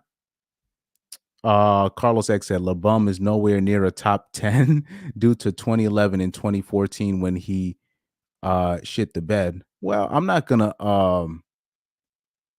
denigrate the whole thing because of one NBA series. I don't want to do that.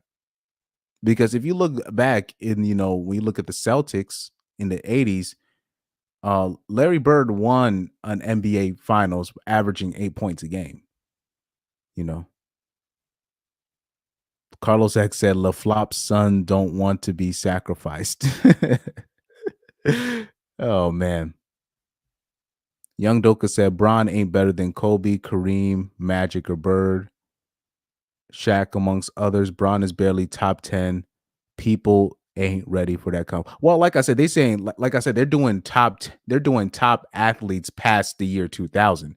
Now, past the year 2000, outside of Kobe, who's better than or Shaq, who's better than LeBron? You know what I mean? So, and then you got to take into account the longevity. And then you got to take into account him being the NBA all-time leading scorer, you know. So that all takes into like I said, remember, this is past the year 2000. That's why he's in the top. That's why he's in the top 10. That's why he's in the top 10. Now, when it comes to all-time basketball players, that's a different discussion. He's like I would definitely put him in the top 10 in terms of basketball out of all time when it comes to basketball. But like I said, this is year 2000. The year two is literally all the athletes past the year 2000, and who not many athletes in the world is better than LeBron James past the year 2000. Young Doka said Braun had a whole dynasty on his watch with Steph. That is true. And he said, and as you said, he gave up after JR did that. There was still overtime to play in that game. Dude is soft. Yeah, like I'll say this, Braun, like like LeBron sometimes perplexes me because I've seen him carry sorry ass teams by himself, like literally sorry teams. But then at the same breath, I've seen him give up, like just like literally just pout and just like give up, you know. But like I said, that doesn't take away from his physical gifts. That's why I still got to put him up there with the greats. And he said, and lastly, Braun didn't win. Draymond's suspension and Kyrie won the finals. Well, I say it's a more of a tandem with LeBron and Kyrie winning the finals together. They were a great tandem together. And what LeBron did to Draymond was strategic. He knew that Draymond just needed one more tech.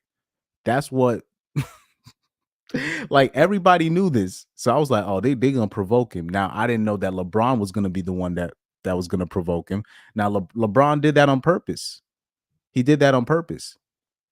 Dirty, I know, but that like I was like, if you know, with Draymond, I was like, I'm like, he better not get baited.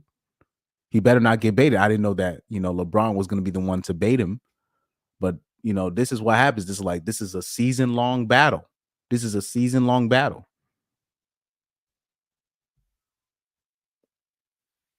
You said agree, young Carlos X said he agrees with Young Doka. He says Lewine exposed himself hard in 2018 as being a quitter.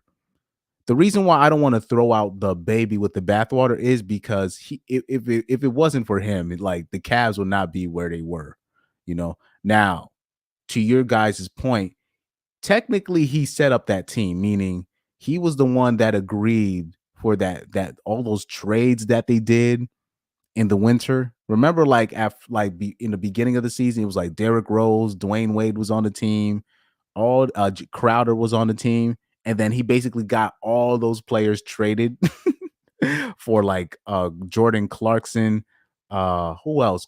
Kyle Korver. Why am I blanking on my guy's name? The guy that plays point guard. He used to play on the Pacers and the Spurs. I'm blanking on my guy's name. He had him on the team, you know. So at the same time, he did set up that team. Young Doka said Messi top 3 is fine. Phelps for swimming better be mentioned 2 or 1. Yeah. So Phelps being number 1, that makes sense. Like if I saw Tom Brady number 1, I was gonna have a problem with that.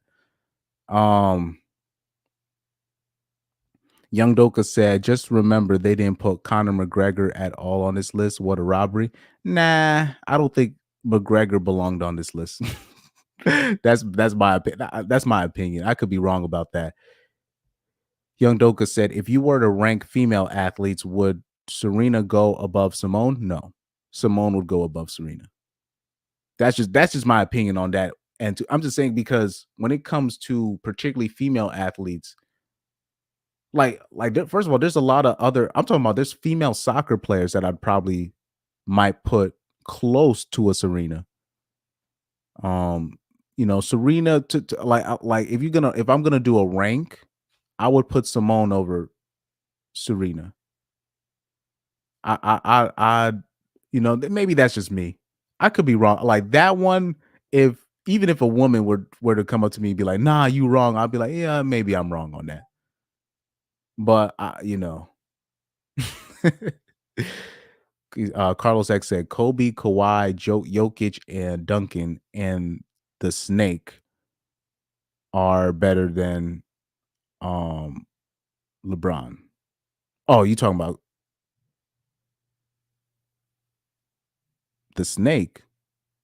Who's the Snake? I'm blanking. Who's the Snake? Because I was like, Snake, I'm like, Kobe? I was like, yeah. Who's the Snake? He said Kobe, Kawhi, Jokic, Duncan, and the Snake are better than LeBron. Oh, okay. Well, I don't believe Kawhi is better than LeBron. I don't believe Jokic is better than LeBron. Duncan, I understand, but I disagree with that. You said the Snake. Oh, KD. No, KD's not better than LeBron. Because LeBron was dragging some, like I said, I still remember the teams that LeBron was playing with, like I'm talking about in his earlier years. I gotta respect that. Like especially the team in 2007. Like let me look up that squad. Hold on for a second. Let me look up that squad.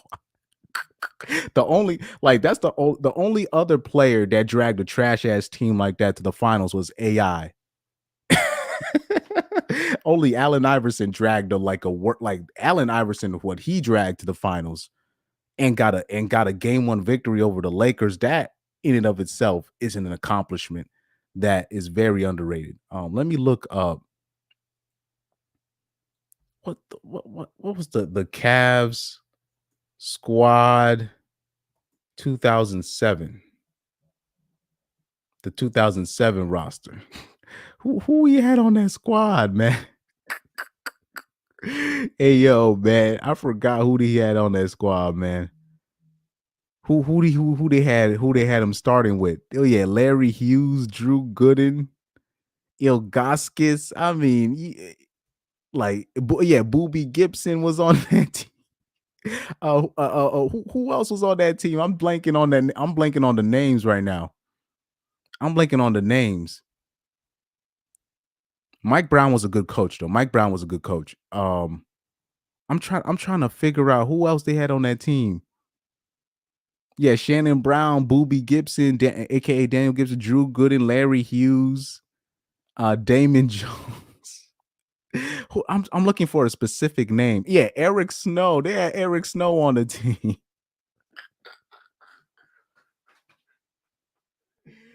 Oh man, nah, man. I gotta respect him for bringing that team to the finals. He had the starting lineup was Eric Snow, Drew Gooden, Ilgaskis, him and Larry Hughes. I'm like, what? You don't? I forgot who was on that starting lineup, man. I'm like, man, to get that team to the finals, I gotta respect it, man. I gotta respect it.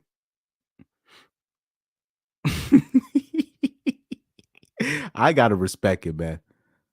LeBron, especially then on top of that, when LeBron is at his best, he's basically unstoppable. When LeBron is driving to the rim, he's basically unstoppable. People crap on LeBron for I guess quote unquote not having a bag in terms of skills, but I'm like, I mean, if you can do what he do, where he could basically outmuscle his way to the basket, I mean, what more does he have to do? Because like I said, LeBron James was basically like Magic Johnson. He was a point forward. So he was basically a more athletic version of a Magic Johnson. That doesn't mean he was better than Magic. I'm just saying what he was. He was basically a more athletic version of Magic Johnson.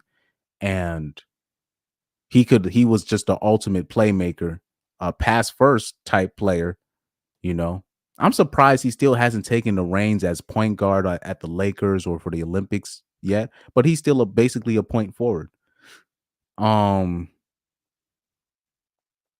Yeah. That team in 2018. So I do give him credit for dragging that team to the finals, but he did set up that team in terms of the trades and all that. So, but that team was in no shape to be in the finals. That team was in no shape to be in the finals. But no, I would not put LeBron over KD. Now, I'll take, KD is an interesting prospect. But I'm just saying because like KD he's never been able to really lead the team by himself. You know what I mean? So that I gotta take into account. Even though when you look at KD's skill set, you could technically say that KD is the GOAT if you just look at KD's skill set. But in terms of leading a team, dragging a team to where they need to be, I can't put him over LeBron on that. That would just be disrespectful. You said the East was crap for a long time as well during uh, Bum's first time in Cleveland. Let me see. Let me see the teams. You're basically right on that. The East wasn't that strong. But at the same time, like we could say the same thing with Tom Brady. You know, Tom Brady's like the teams that Tom Brady faced in terms of the AFC East wasn't that great. But it's interesting. LeBron and Tom Brady do have the same effect in terms of this. When LeBron and Tom Brady, when they both left the Eastern Conference and went west or went somewhere else, the East got like strong out of nowhere. So it's it's interesting how that works. Let me see. Carlos X said, "Baby, maybe besides maybe the Celtics and the Bulls before D Rose injury." Yeah, I was about to say this. I'm like the Celtics was giving him a hard time, and D Rose was the truth before his injury. 2011 is on him. LaCramps in 2014. Oh yeah, I remember. I can't believe I forgot that when he called a cramp in 2014, in I think game 1. And then DJ Khaled came on the first take set the next day talking about the Spurs cheated. Yo, the Miami Heat fans, those are the most plastic fans I've ever witnessed. One of the more plastic fans I've ever witnessed. Let's go back to LeBron though. Let's go back to LeBron right here. Let's see.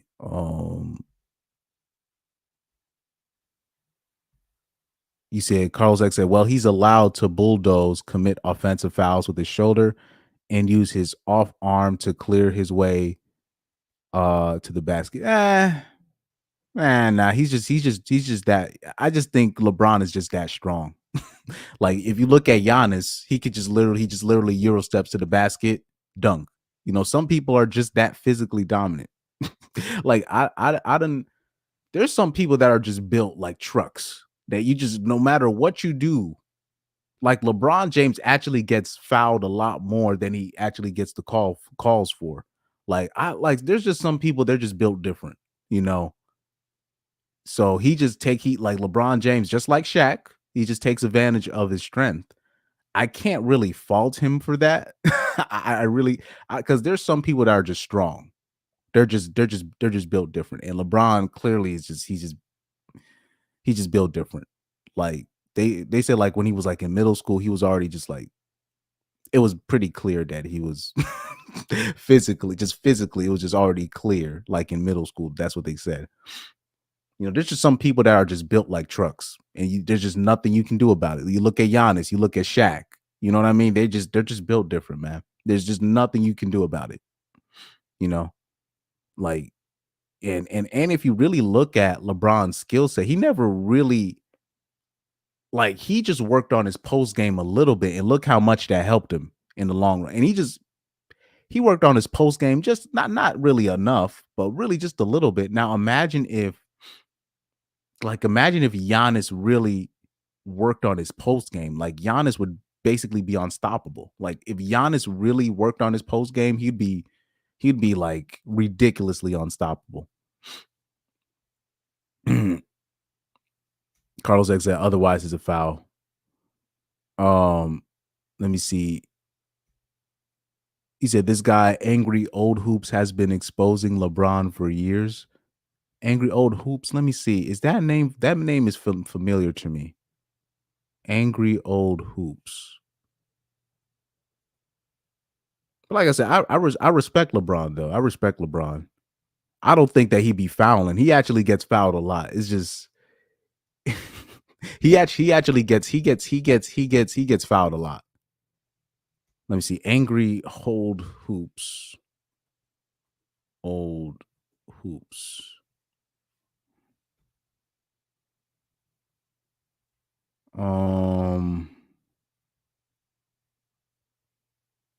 Who's angry old hoops? Oh, angry old hoops fan.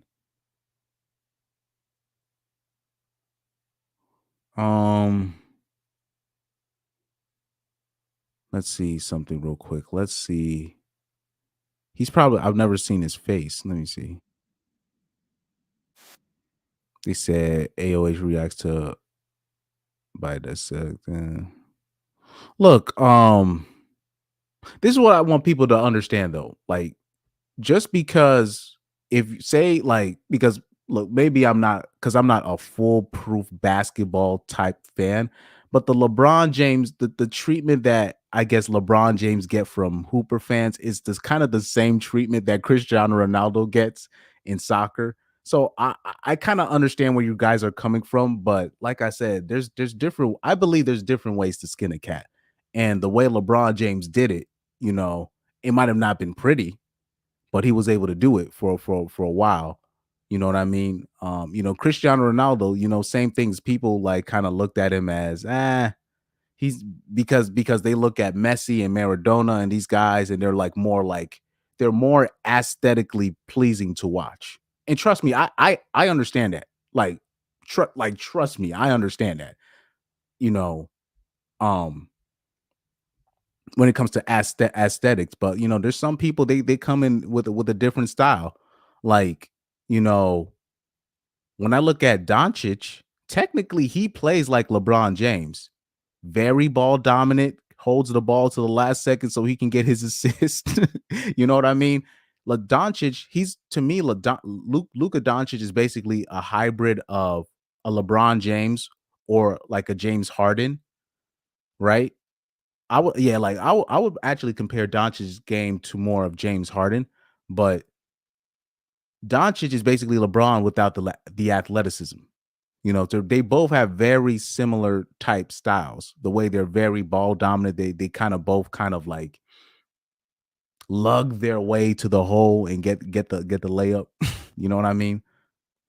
Even though I say Doncic is way more aesthetically pleasing to watch, I guess, than a LeBron James. I would say he was more skilled per se, but LeBron James he's the ultimate point forward. He's basically I look at LeBron James like he's Broly, right? LeBron James is Broly and Magic Johnson is Goku. So I think the people kept making those comparisons. They always want to compare LeBron James to a Kobe or a Michael Jordan, but particularly Michael Jordan. But that's the wrong comparison. The comparison for LeBron James should be basically Magic Johnson, right? Penny Hardaway. Who else? Any oversized point guard that you can think of, right? Those guys. A Because LeBron is kind of like a hybrid. He has the body of a Karl Malone, but his skill set is he's a point guard. He's a point guard with Karl Malone's body. Like it's with or somebody made I forgot who made the comparison. I think it was why am I blanking on my guy's name? Carcino. Carcino made the comparison to Sean Kemp, right? And you already know like how Carcino thinks about LeBron. That's a little bit outlandish, but I got respect for Carcino though. I got respect for Carcino, but like massive respect for Carcino. But it was an interesting comparison with him and Sean Kemp. So it's basically imagine if Sean Kemp was like a playmaker. Like imagine if Sean Kemp could like pass the ball. That's basically LeBron James. You know what I mean? When you look at their skill sets, it's actually very similar. They're very similar type players. Like LeBron James is basically Penny Hardaway, Karl Malone, Sean Kemp mixed into one. And then heavy on the Penny Hardaway comparison. That's what I've seen from LeBron. He's a very oversized Super Saiyan version of Magic Johnson. You see, Giannis has more finesse getting to the rim, both foul, but Bron way more, doesn't get called and is more egregious with his bulldozing. I'm just saying LeBron is just that strong. There's just some people in life, they're just that strong. I'm not saying he don't take advantage, because he does take advantage the same way that James Harden was taking advantage of the step backs and all this stuff. He takes advantage. He said, angry old hoops is the truth. Rocky says LeBron gets away with shit, crab dribbling, and all these type of nonsense. He do get away with that. I'm not gonna lie.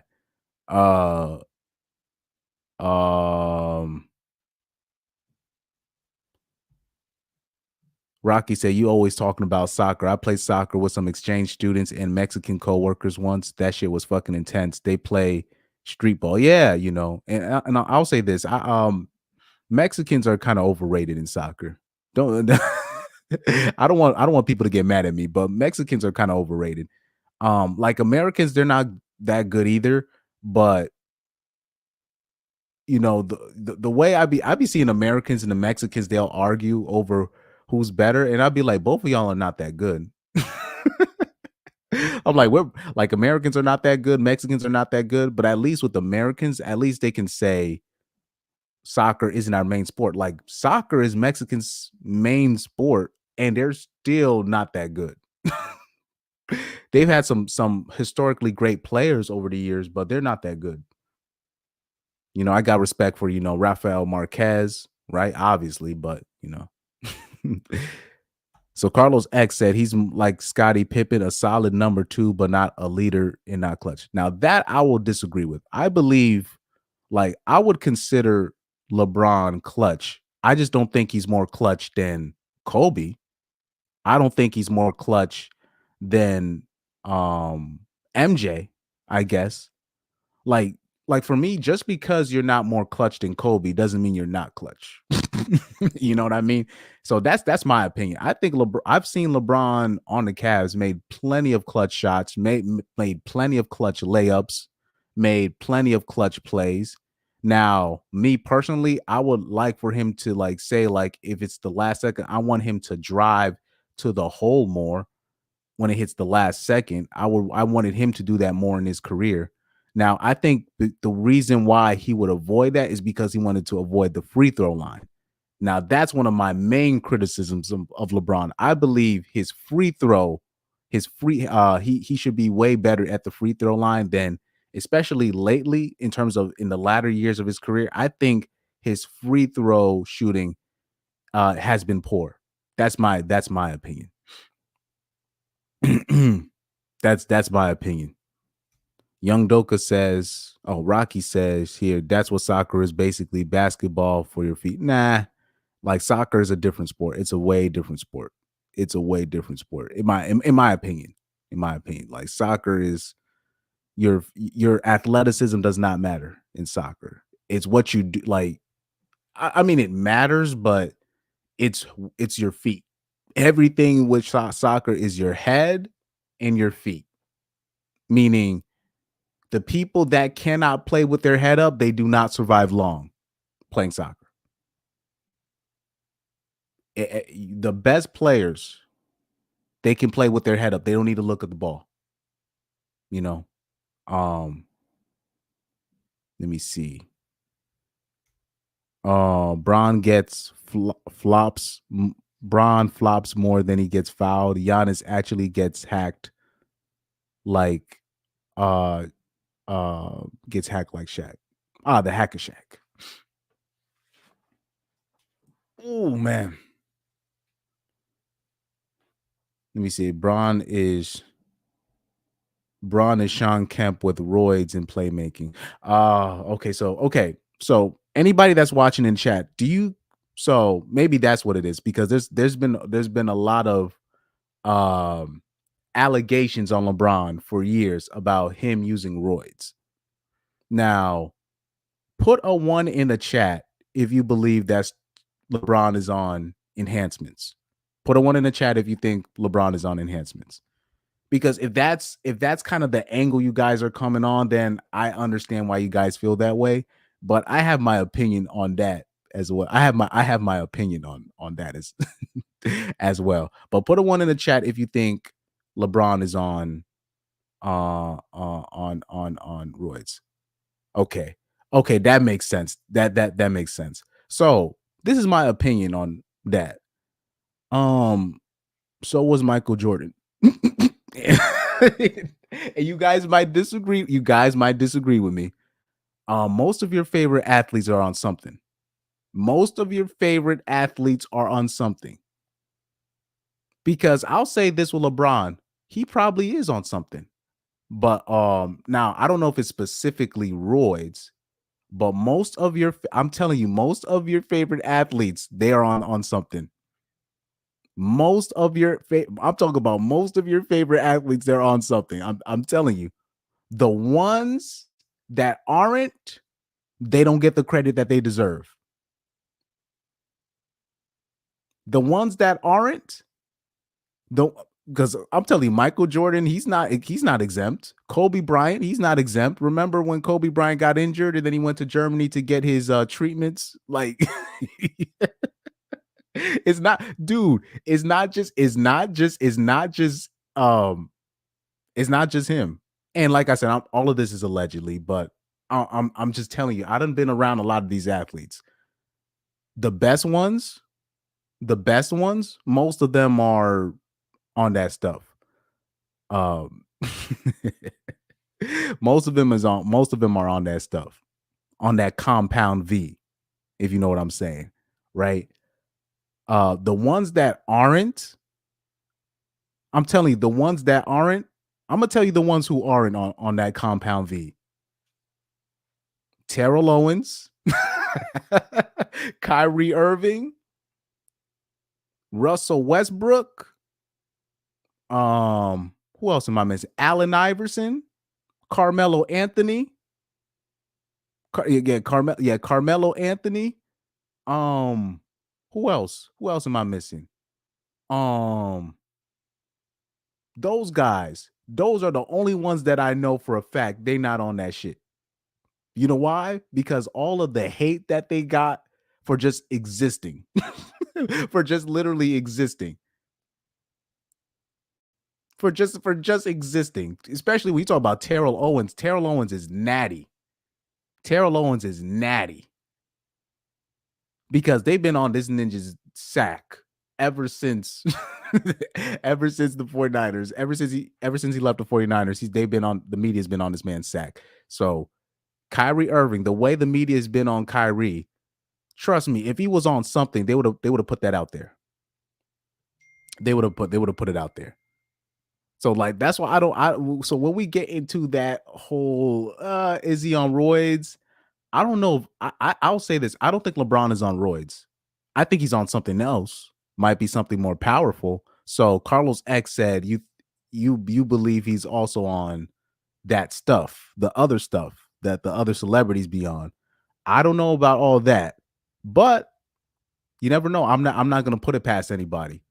But I actually don't believe LeBron is on roids. And this is why I believe this is why I believe he's not on. He might be on something else, but not on roids. I'm gonna tell you why. So one of the main, I'm just telling you from my experience from seeing people that are really on roids, like really on roids. Even though it's a big possibility that he's on that, but one of the main symptoms when I see people on roids is that roid rage. Roid rage is real. Like when I always give people the example of roid rage, just watch Ron. Remember Jersey Shore? Ron? Remember Ron from Jersey Shore? And when we talk about roid rage, I've seen Giannis exude more roid rage type behavior than LeBron. What is the thing that they've always that they said about LeBron. They always say this: he's soft. So how can you be soft but then be on roids? I don't know. And when you look at LeBron James's play style, he really hasn't changed since high school. When you look at LeBron's old clips from high school, he really hasn't changed. He really hasn't changed. You know what I mean? And LeBron is actually a lot skinnier than people give him credit for. It's just when he just puts on that jersey, he just looks way bigger than everybody else. He just looks massive. But really, when he takes off the stuff, he actually just looks like he's just a big dude. He's just a way bigger dude than people give him credit for. Let me see.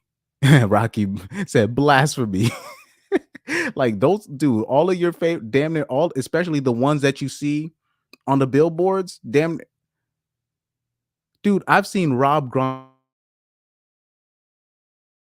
exhibit more roid rage type behaviors like that. When we talk about those bits of rage, how many times has LeBron James ever even been ejected? I've never even seen. I don't think has LeBron James ever been ejected. I've never seen him like lose his shit. I've seen him pout. I've seen him quit, but I've never seen him like literally just lose his shit. You know what I mean?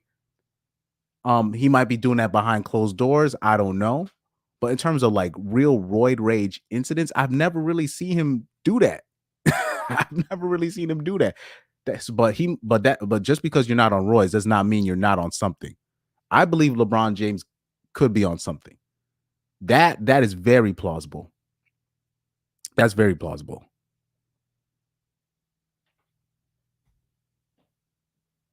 You say Rocky he does satanic rituals during the games. Well, there are many rumors that say that he is a Mason. Like I remember somebody was trying to break down like his handshakes, and they were saying that he's actually a Mason. That's another discussion though. Young Doka said, but even if you ignore the alleged fact that his legacy doesn't come close to others, his achievements are one thing. But look at his losses. Look at how the only time he played defense was with the Heat. Well, yeah, that's true. But like you got to remember, like when he was with the Cavs, like the first time, even the second time, like he was literally all that they had. So, you know, I'm not gonna really put the, you know, he's not playing enough defense. I think I believe LeBron James's defense was it's interesting because as soon as you think LeBron James's defense is overrated, then he'll start chasing you down. Then he'll do a chase down block out of nowhere. You're like, God damn. You know who used to be the chase down block champion? Do you guys remember this player? Hold on, let me bring this player up. Let me see if people remember this player.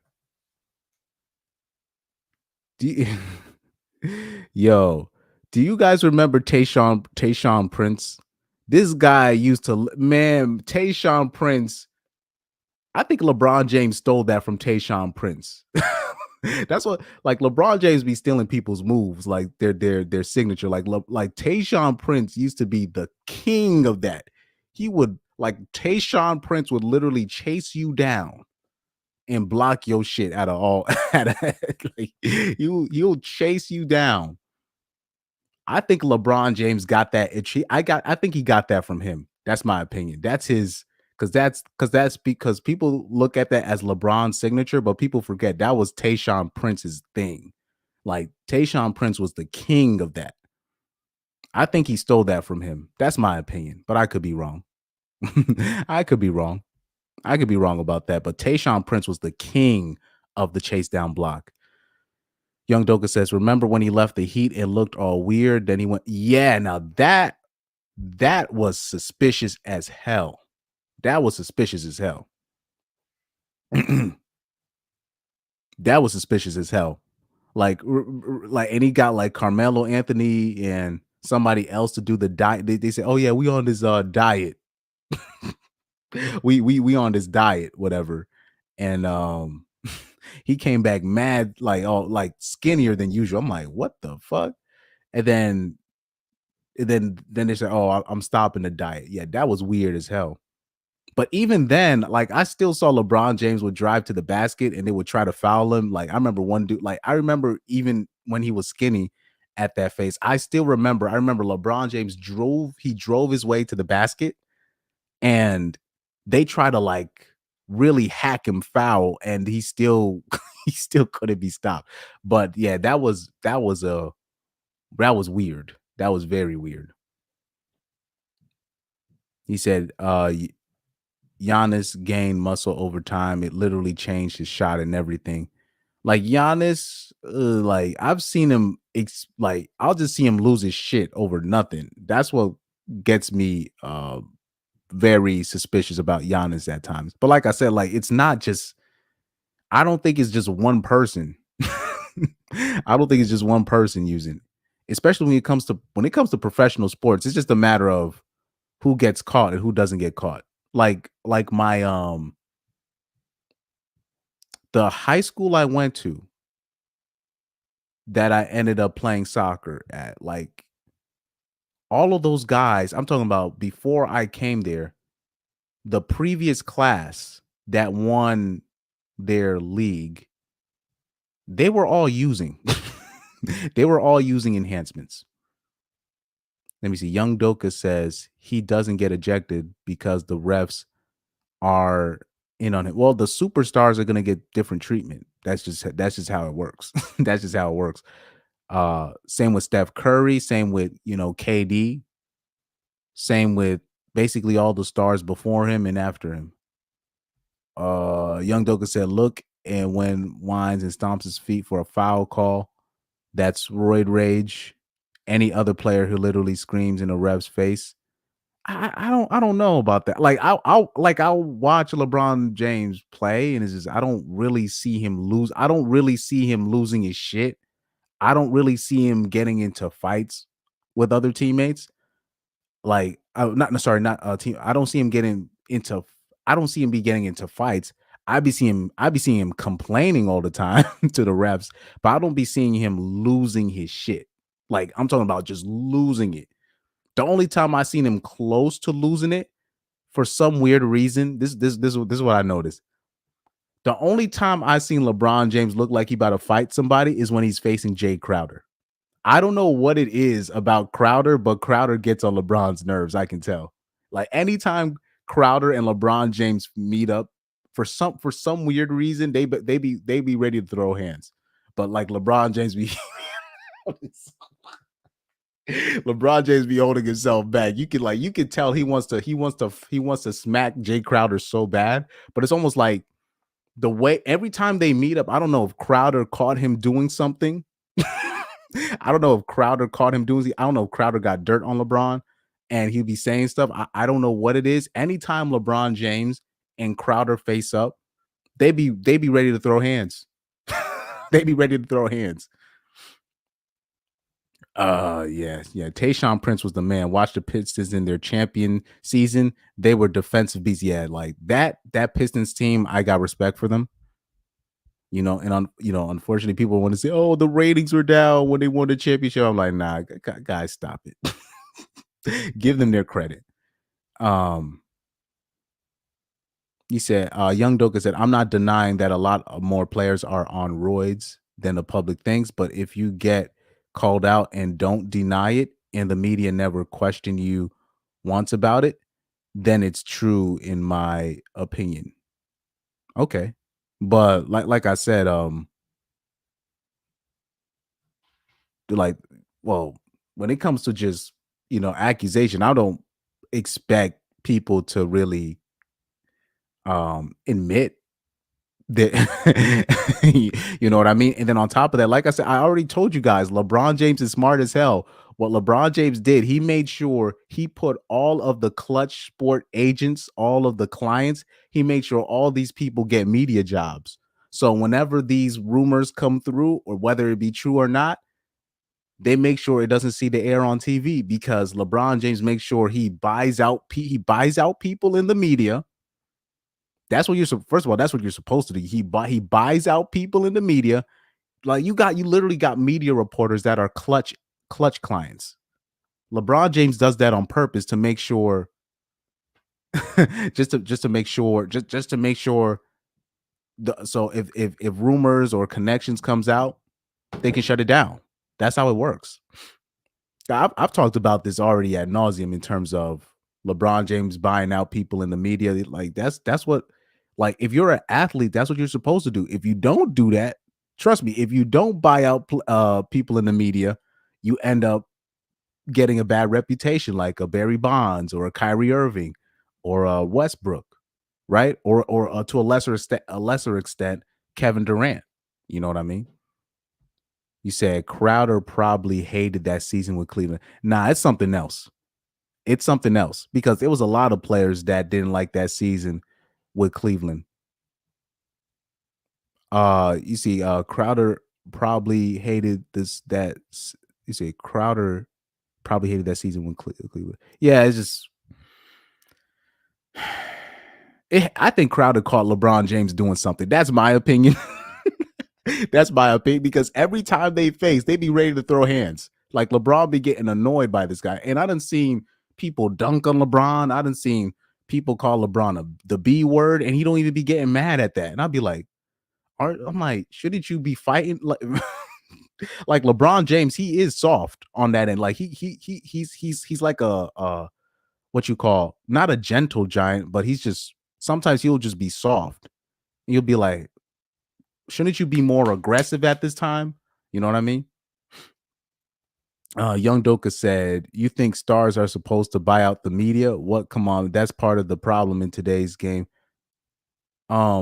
Michael Jordan had his Michael Jordan did the same.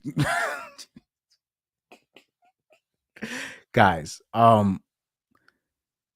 maybe I'm a bit biased because I've seen the insides of some of these things. Michael Jordan had his people, like his agents. Why do you think people think the the Pistons are like these thugs?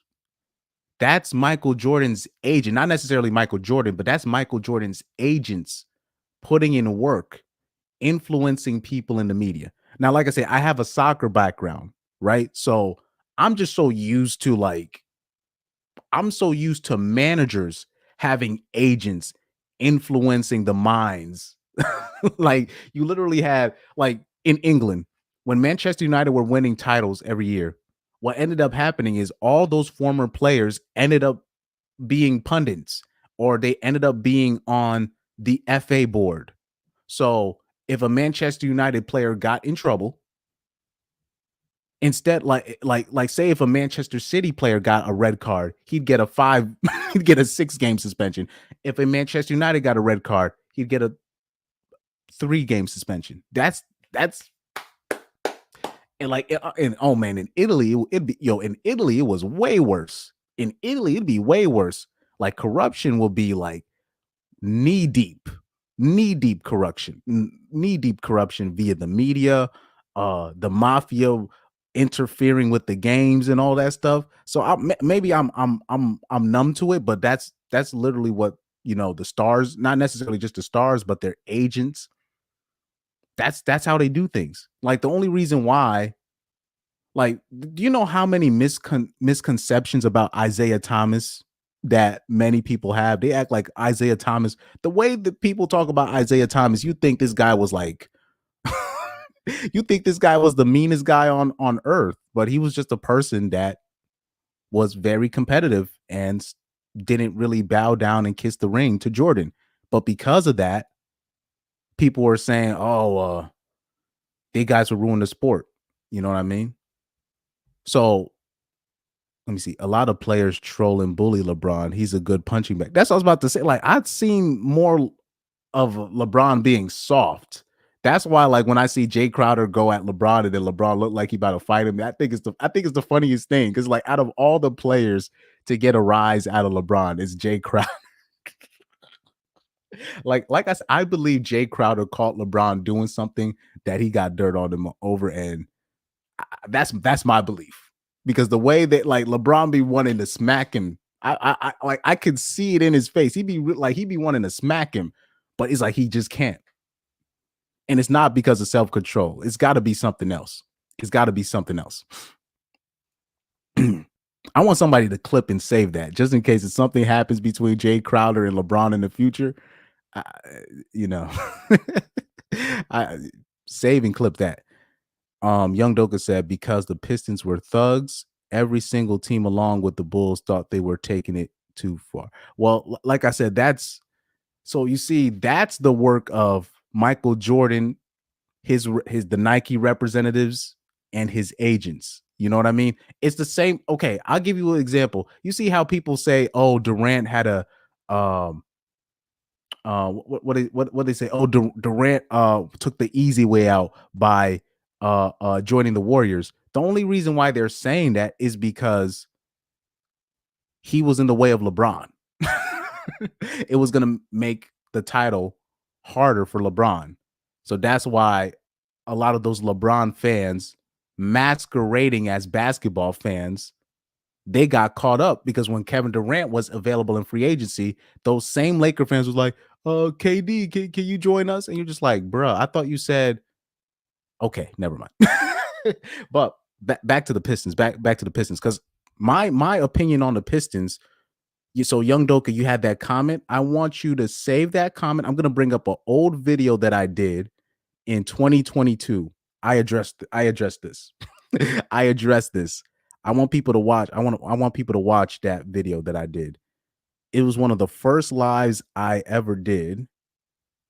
Let me bring up the video real quick. I know I can bring up the video real quick. Let me bring up the video. Live oldest. Let me see if I think it was alive right here. And I specifically went at the Michael Jordan fanboys right here. Right here. I need people to watch that video.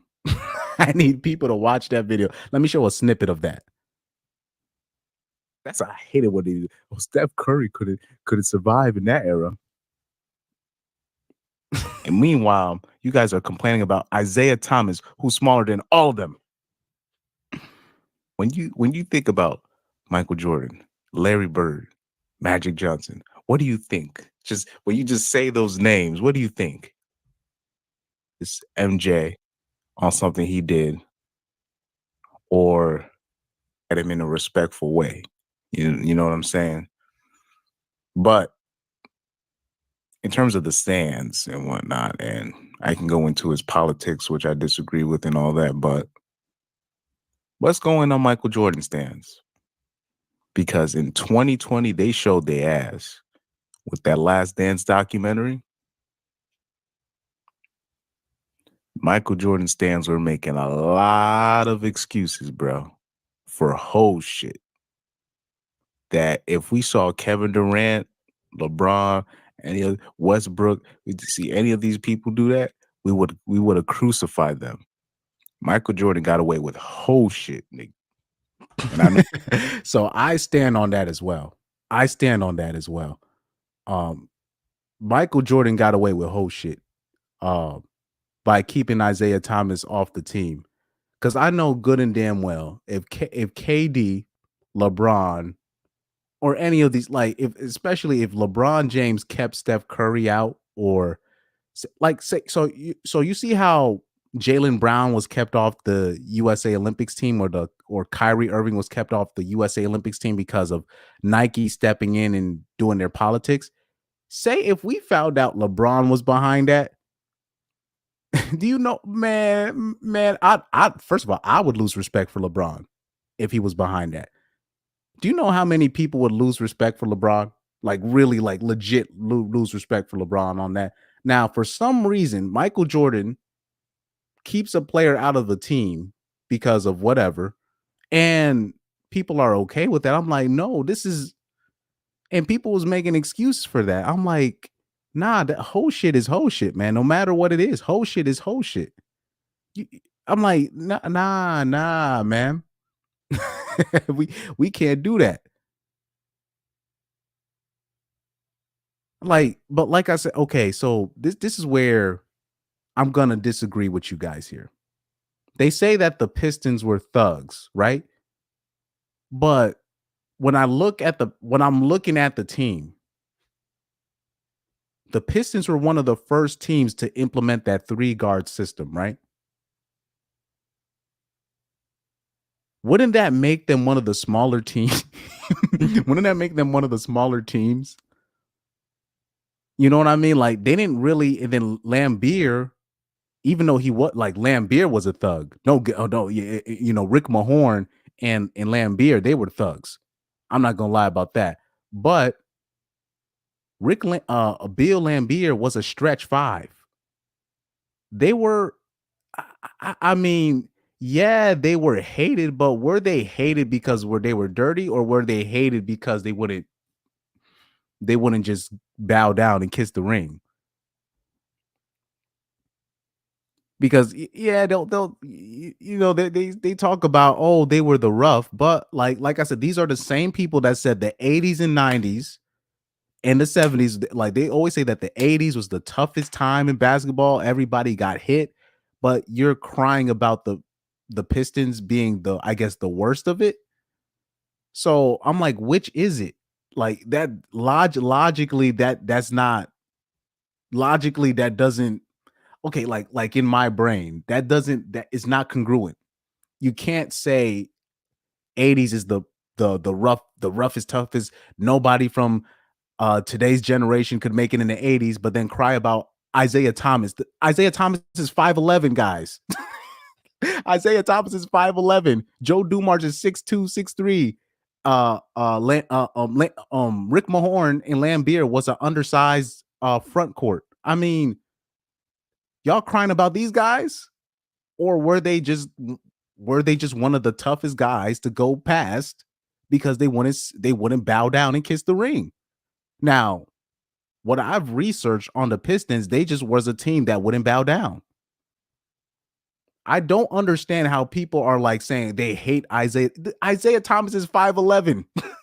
The Jordan is 6'6. Larry Bird 6'10. Magic Johnson 6'8. And y'all can't and y'all crying over Joe Dumars, Isaiah Thomas, and Mark Aguirre. Mark Aguirre. And I'm talking about these guys. These are giants, and they're complaining about Isaiah Thomas, who's not even 6 feet tall. I mean, what? Nah, y'all. I believe they're, first of all, because like I said, Detroit Pistons, they were bad for business. When you look at the teams that the Detroit Pistons beat, when you look at Isaiah Thomas in one of his title runs, he beat Magic Johnson, Larry Bird, Michael Jordan. Now, how many players in the history of like in basketball can say, look, I beat Magic Johnson, Michael Jordan, and Larry Bird in one playoff series? How many people can say that? How many people can say that? Now, if you understand, the baton was supposed to be passed from Magic, Larry to Michael Jordan. The Pistons were in the way of that. Pistons were bad for business. So the agents, like I said, when you have teams like that, the Pistons, right? To a lesser extent, the Golden State Warriors, the agents are going to go into overdrive. We got to cover this up. How can we paint the narrative to where, oh, these guys are bad? Even when they talk about Isaiah, they say that Isaiah Thomas froze out Michael Jordan when he was a rookie or something. I'm like, guys, Isaiah Thomas wasn't even the oldest on that team. So you're saying he led the freeze out? And then I've seen the tapes. I'm like, it doesn't look like Isaiah Thomas froze Michael Jordan out. But then I realized, oh, that's just Michael Jordan's agent probably came up with that shit. that probably, like I said, I don't even think Michael Jordan was the cause of that, because I believe back in the day, the agents were like way more in control back in the day when it came to stuff like that. So I believe that was more of Michael Jordan's representatives and agents kind of going behind the scenes and trying to, denigrate Isaiah Thomas's name. But I'm just saying when it comes to because what was I getting triggered over? Let me see. Yeah, the Pistons, like that whole thing. Nah, man, I don't buy that. Look up the physical attributes of the Pistons from back then. Look at the high scoring game. Like they were one of the more high scoring teams. They were a high scoring team. It's just that when it came, I guess what the media is good at doing. So anytime they show the Pistons, they don't show them scoring. They show them knocking somebody the hell out. So anytime they show the Pistons, they always show the Pistons knocking down the star, not necessarily knocking down a random. They always show them knocking down Michael Jordan, knocking down Dennis Rodman, knocking the hell out of Larry Bird, right? They always show the Pistons knocking down players from the glamour teams, right? The Lakers, right? The Celtics, the Bulls, right? These teams. So, but like I said, I always tell people, don't you find it suspicious that you had these guys 6'8", 6'6", 6'10", complaining about a guy that's not even 6 feet tall? And they're saying like he's like they're acting like he's this evil cabal of like what? Nah, I just believe he didn't want to kiss. He's just one of those guys you didn't want to face because he's not going to kiss the ring. I know, dude. I know players like dude. When I play soccer, do you think I want to face a Argentinian, a Portuguese player, a Uruguayan? These guys are sons of bitches, bro. I don't want to face these guys. If I was a pro soccer player, I wouldn't want no parts of playing a Portuguese, a Uruguayan, or an Argentinian because they're gonna do whatever it takes to win. And I think that's what basically Isaiah Thomas was. I know players like that. I know players like that. They're great. They might be great to play with, but you don't want to face them. You don't want to be on the opposite end because they really treat the sport like it's war. And I think Isaiah Thomas fell into that. But to say like he was this dirty player, but he was literally significantly smaller than all the other stars, but he was the dirtiest one. Nah, I'm not buying that. I just believe Isaiah Thomas was one of those guys who had the same mentality of a Michael Jordan, but Isaiah Thomas and the Pistons weren't part of the plan for the NBA. Like the NBA weren't. That's why they were called the bad boys, because they were trying to discredit who they were. You know what I mean? I think it's a disservice to discredit a team, particularly when we talking about basketball, when they're trying to win a championship, especially if they're not part of the plan. Because the Detroit Pistons, they weren't part of the plan. They weren't a part of the plan. Let me see. Carlos X said, I like Thomas myself. He was tougher than he played on one leg on the playoff. Yeah, exactly. People forget about that. He literally dropped 40 on one leg. Thomas is a top 5 PG to me. Strong, can shoot from anywhere. Great leader, great court vision, crafty dribbler. But like I said, even Michael Jordan, he said outside of Magic Johnson, he's the best point guard to me. That's what Michael Jordan said. You know what I mean?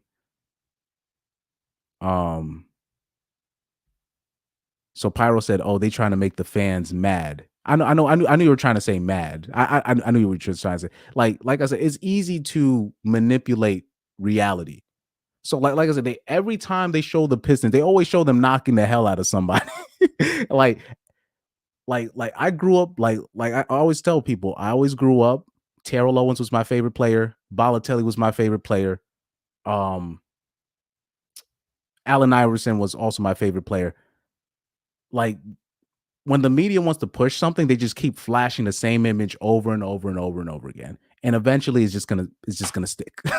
I seen the media do it with the Muslims, right? You know, once the 9/11 stuff happened. So every time they showed in anybody with a Middle Eastern garb, they just associate that with terrorists. So they just keep flashing it. They just keep flashing it. They just keep flashing it.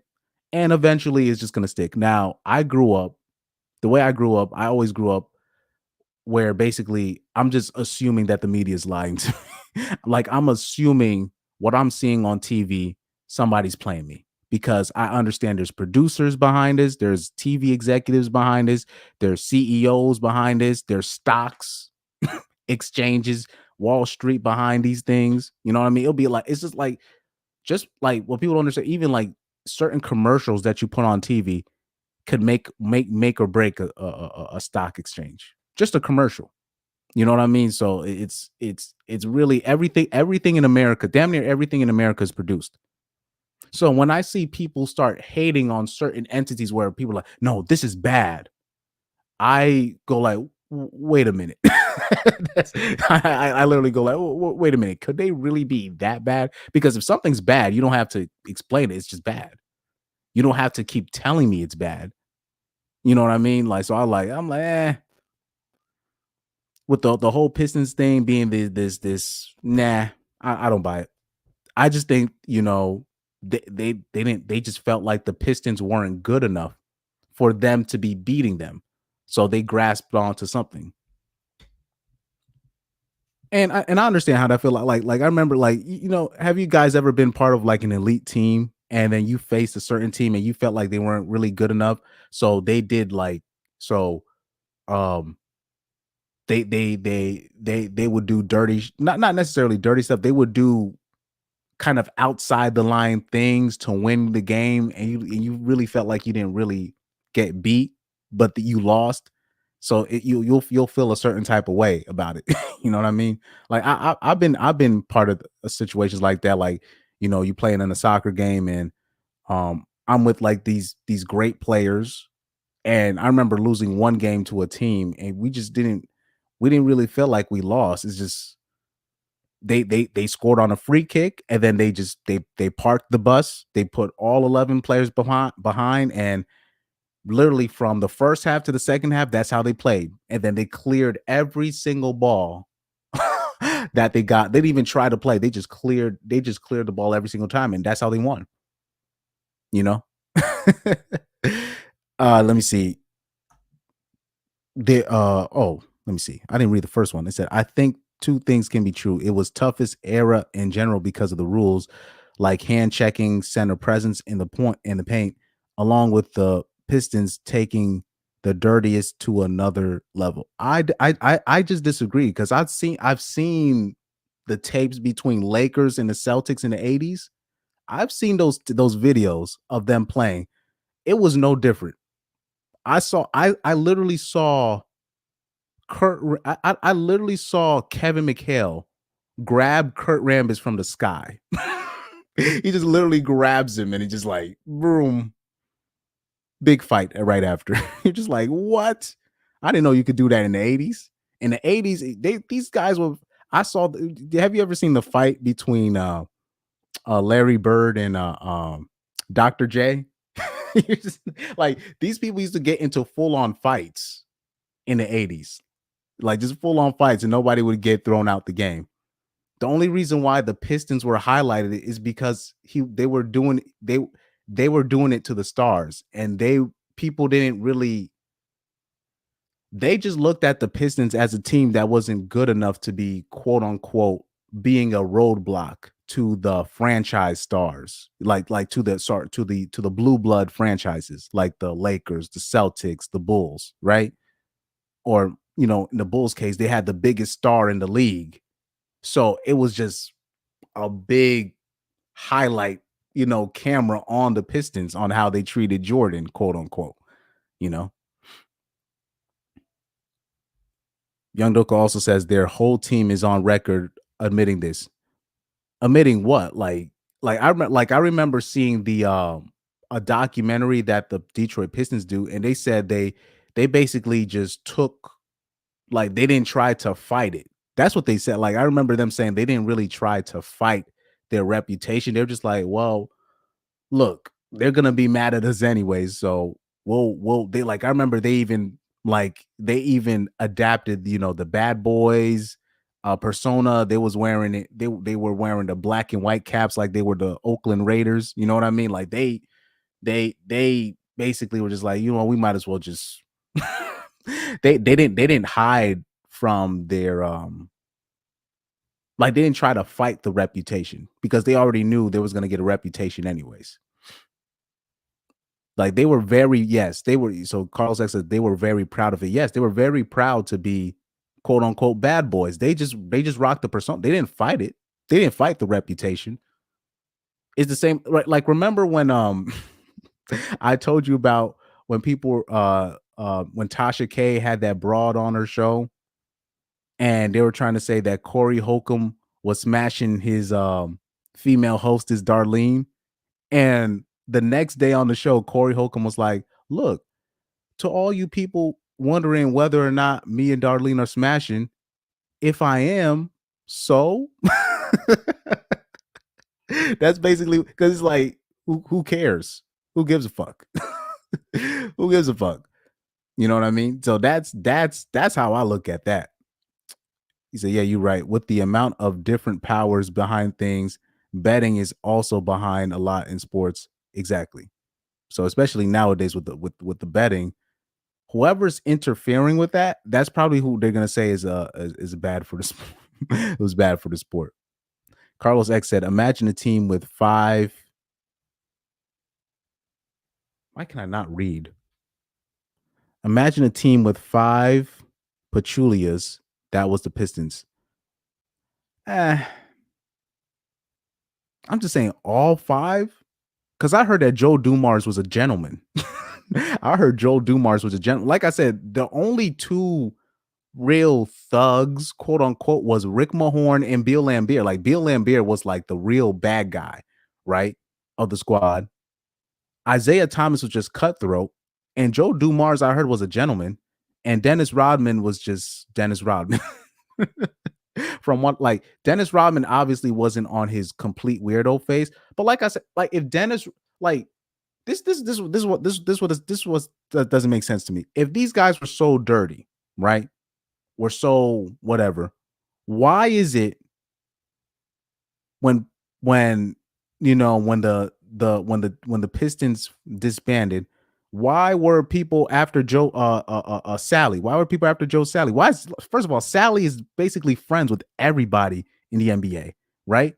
Why were they after Joe Sally? Why were they after what's his name? Why was everybody after Dennis Rodman? Why did even Michael Jordan campaign to have Dennis Rodman on his team? If these guys were so dirty, why did Joe Dumars get selected to become a GM to run a team? Why did Isaiah Thomas get selected to be a president of a team? Why was Isaiah Thomas voted to be the president of the Players Association during that time? If these guys were like all these dirty, no, I don't agree. I agree. I believe that the Pistons they were just in the way, and they just could not accept it. That's my opinion on that. On that end, that's what I believe. Because I'm not gonna just like, because like just watching their documentary, watching everybody else's documentary, I'm starting to get a full picture of what it really was. They were just in the way. Like, are you ever gonna hear a LeBron James fan really speak positively about Steph Curry or Kevin Durant or anybody on the Golden State Warriors team? No.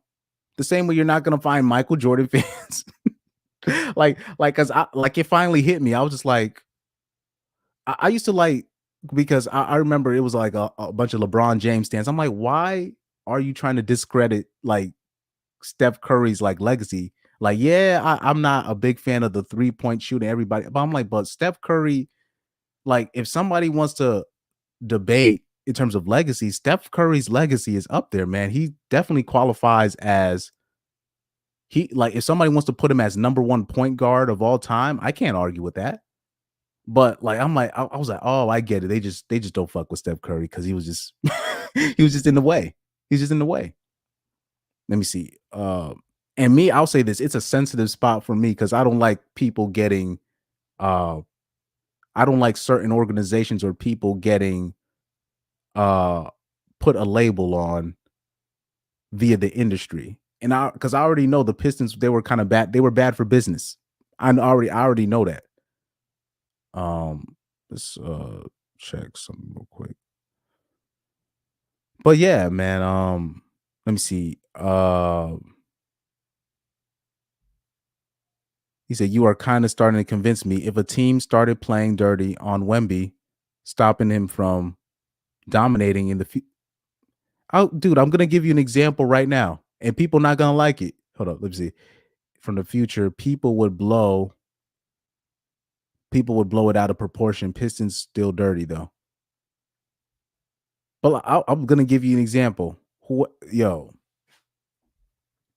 Like, actually, no, I'm not gonna use that example. I don't think people are ready for that example yet. But I'll give you an easy example. Like, you're never gonna see a LeBron James fan really talk positive about Kevin Durant. They're gonna say, "Oh, he took the easy way out." Even though he technically did the same thing like LeBron did, he just took it to another level, but it's still the same thing. You're never going to see a LeBron James fan talk good about Steph Curry. Like, they're not going to really give them their props because they have their own agendas. You know, let me see. Carlos X says that was the prevailing culture for sure in the 80s, but the Pistons led by brutalizing people. I just don't think it was as bad as people think. That's my opinion on that end. But like I said, I need you guys to watch this video that I did. People got to watch this video that I did in let's see, just search up on my channel Michael Jordan Fanboys. It was one I did, that was a live that I did. It was it's only it's 23 minutes long. It's a live that I did in 2022. And look at the caption that I did. I was like, MJ might be a hoe ass MFer. Stay tuned. Oh man. But I believe out of all the things Michael Jordan has done, I believe that this is the most blatantly, this is like really bad, in my opinion. The way they kept out Isaiah Thomas, that to me, I don't like that. Me personally, I don't like that. Like, I can forgive a lot of things. I can forgive a lot, particularly from the athletes. I can forgive them for a lot of things, but nah, I don't like that. Yeah, man. Nah, man. You can't be holding back people from what they deserve, and then you put it in a call to people. I ain't playing if Isaiah Thomas not playing. I'm not playing if Isaiah Thomas is. Nah, I don't like that. And I'm like, I'm like, nah, I can't rock with that. I just can't rock with that.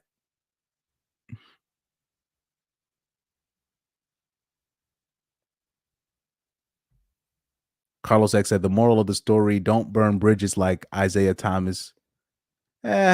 Like I said, like if burning bridges just meaning just lay down. Like, I believe that Isaiah Thomas was a guy, he wasn't going to lay down. Like, he was going to win. He was going to win at all costs. He basically had Michael Jordan's mentality. They both had the same mentality. It's just, it was Isaiah Thomas, and like that's what I believe is just like, like when you make exactly, don't make enemies of Magic, MJ, and Bird. And he had all three of them hating on him. Isaiah Thomas had all three of them mad at him. So that's not going to help. And then on top of that, what you got to also realize, Isaiah Thomas made a lot of headroom, meaning he made a lot of changes when he was the president of the Players Association that I had no idea of, where a lot of the money that they get the money that NBA players get now, it's actually due to Isaiah Thomas, because the agents used to get a big cut of the money that the players would make. And Isaiah Thomas was able to negotiate the deal with the owners or blah, blah, blah, to get it where the agents don't really have control of the NBA in terms of the players and how much money they get anymore. So like, and because of Isaiah Thomas, NBA players were able to get their own charter private flights because of Isaiah Thomas. This is where once I started finding out about stuff like that, I was like, okay, so why do they really hate? So they hate Isaiah Thomas, but not enough. But at the same time, they vote for him to be the president of the Players Association. I like, you know, like it's like, yeah. Do you hate him that much, or is it you were just kind of tight that he was in the way and the guy was like 5'11" and he was and he was because it's not like I said, like Isaiah Thomas wasn't like the other stars. Like he was a small dude. I don't even believe he was 6 feet tall. I believe he was 5'11", 5'10". I believe he was like really 5'11" or 5'10". And he was because they list him at 6 feet tall. That means he was shorter than that. You know. My pickup soccer group is going ham in the meetup in my WhatsApp. But anyway. But yeah, man. I could like I said, guys, watch this video that I did, man. And I basically I kind of go in on Michael Jordan. I'm not even gonna lie. And I like Michael Jordan personally, but I'm like, nah, I can't get behind that. I cannot get behind that stuff if you're leaving people out of teams. And I'm like, nah, I can't get behind that. I can't get behind that. Let me see if I can play some of that video. Now, I'm going to tell you another thing. Isaiah Thomas is clearly the baddest man of the 80s. He's clearly the baddest man of the 80s. I can prove it. He was the leader of that team, of the Detroit Pistons. And stop calling them the bad boy Pistons. That's propaganda. Yeah, they kind of wore it. They took it. They just accepted the moniker. But that was just entertainment purposes. That was propaganda. Right? He was the best player. He was the only small guard to lead his team to a championship like that. And look who he did it against. Watch this. Watch this. In his playoff run, he beats Michael Jordan, Larry Bird, Magic in their prime, all the way to the championship. And he got 2 of them. I mean, now when you think about Michael Jordan, Larry Bird, Magic Johnson, what do you think? Just when you just say those names, what do you think? He beat all of them in their prime on his way to a championship. Mind you, being barely 6 now, technically, Larry Bird was on his way out, like Larry, but even then, Larry Bird always had Larry Bird has always been kind of injury prone.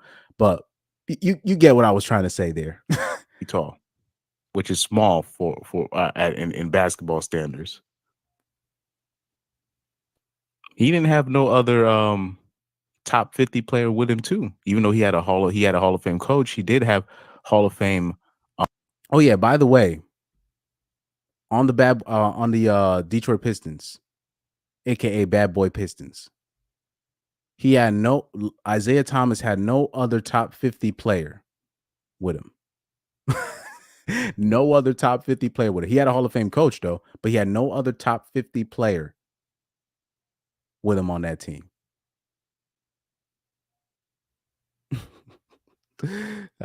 Pyro said Magic equals HIV. Oh man.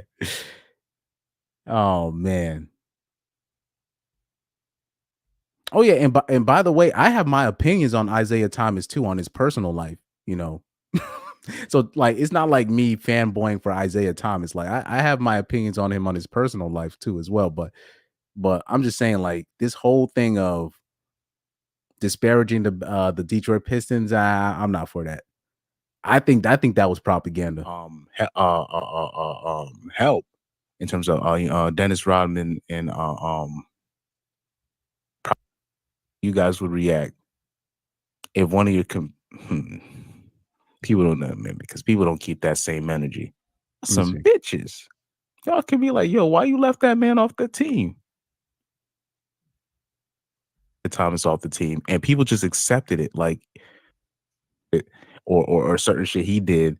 And look, LeBron makes a tweet, and it's a subject for the whole week, right? That's how it works in his world. You know what I'm saying? Michael Jordan he purposely left Isaiah Thomas off the team, and people just accepted it, like, oh, it's just, well, if MJ says so. I said, wow, y'all some bitches. Y'all some. Oh man, I was on one that night. Now I'm not gonna be calling people the B word over that opinion, but that was me in 2022. I was on one that night. I must have been on one that night. I don't believe people are bitches for thinking that. That's just, I was on one that night, but logically, that whole thing,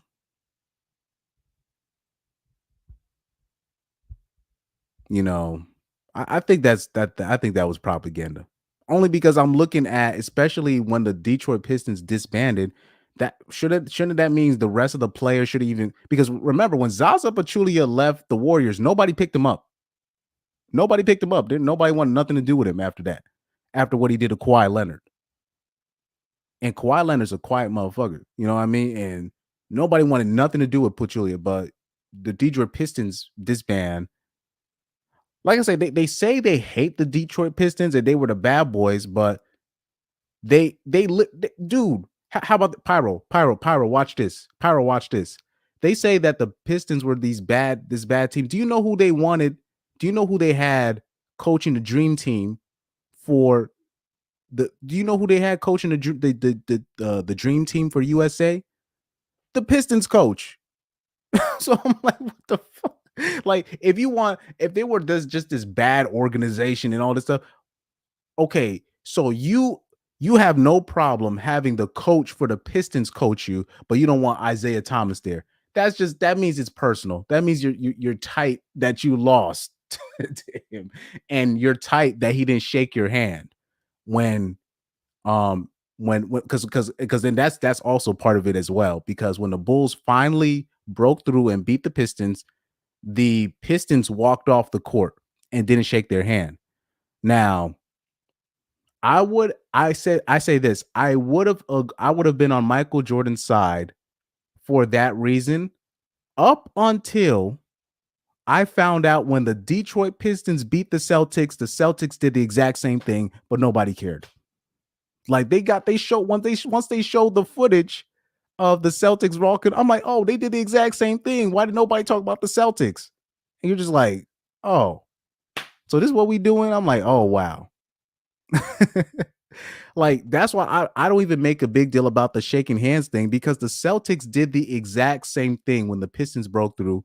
The Pistons just didn't cry about it. The Pistons didn't cry about it. Let me see.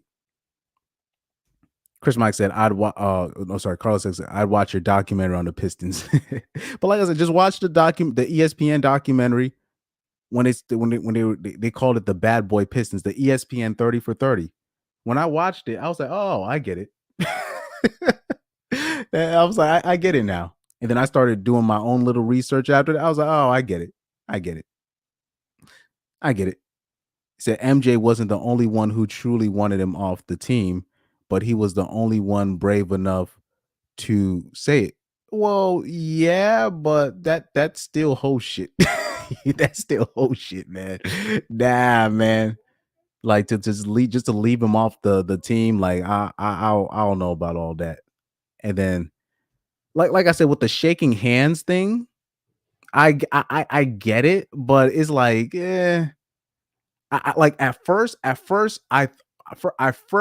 was on MJ's side. Like trust me, like I was on MJ until I found out that the Celtics did the exact same thing to the Pistons when they finally broke through against the Celtics, they showed the video of the Celtics doing the exact same thing.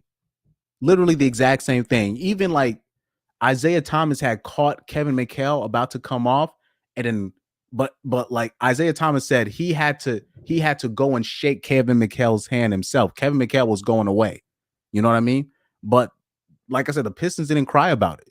You know what I mean? So now, in terms of, like I said, if you're mad at the Pistons for doing that, you got to be equally mad at the Celtics for doing that. You know what I mean?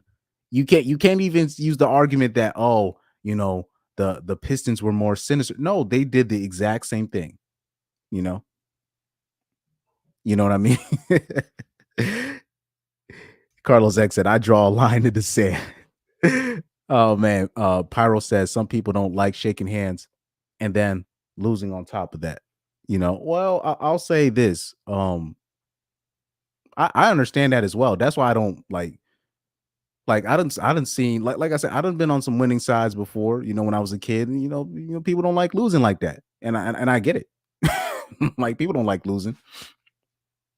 Like I remember when I was a kid, you know, it'll be games, even though it'll be like our only loss of the season, I'd be crying after the loss and shit like that. So I trust me, I get that. I completely get that. You know what I mean? So let me see. So Pyro said, okay, I covered Pyro's comment, but yeah, that's basically it. So if we could do a review of the ESPN rankings, so their top 10 was Kobe Bryant at 10, Usain Bolt at 9, Tiger Woods at 8, Simone Biles at 7, Roger Federer at 6, Tom Brady at 5, LeBron James at 4, Messi at 3, Serena Williams at 2, Michael Phelps at 1, and we'll go from 25. So at 25, they had Floyd Mayweather, who should be higher. They had Pujols at 24, Big Ticket at 23, Crosby at 22, Aaron Donald at 20. And I'll say this, Aaron Donald, oh my God, this guy is underrated, super underrated. This is the only person that I saw get quadruple teamed on the defensive line. Absolute beast.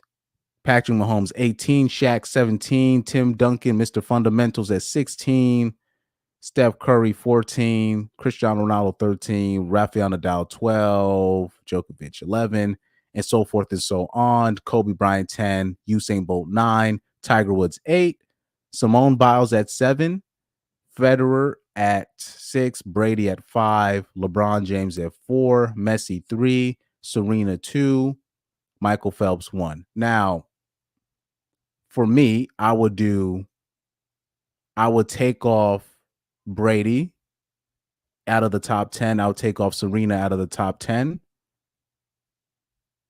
But other than that, they kind of got it right. I think Usain Bolt should have been number 1.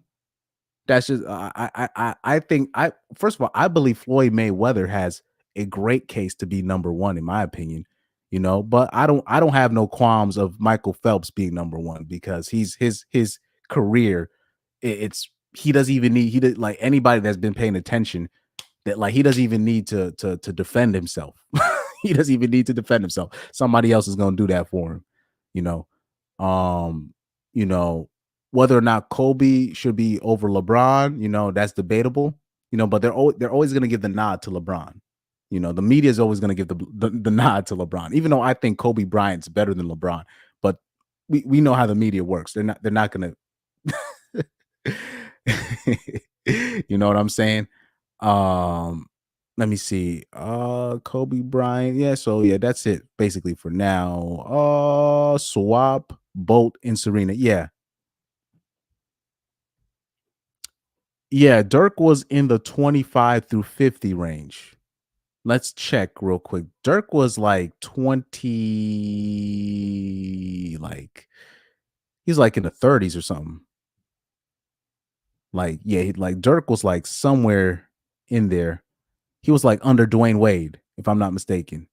Or under Katie. Yeah, exactly. Dirk Nowitzki was 41. Yeah, Dirk was at 41 right here. I'll just say this: the shocker of the list. I still cannot believe Steve Nash made this list. That's just egregious.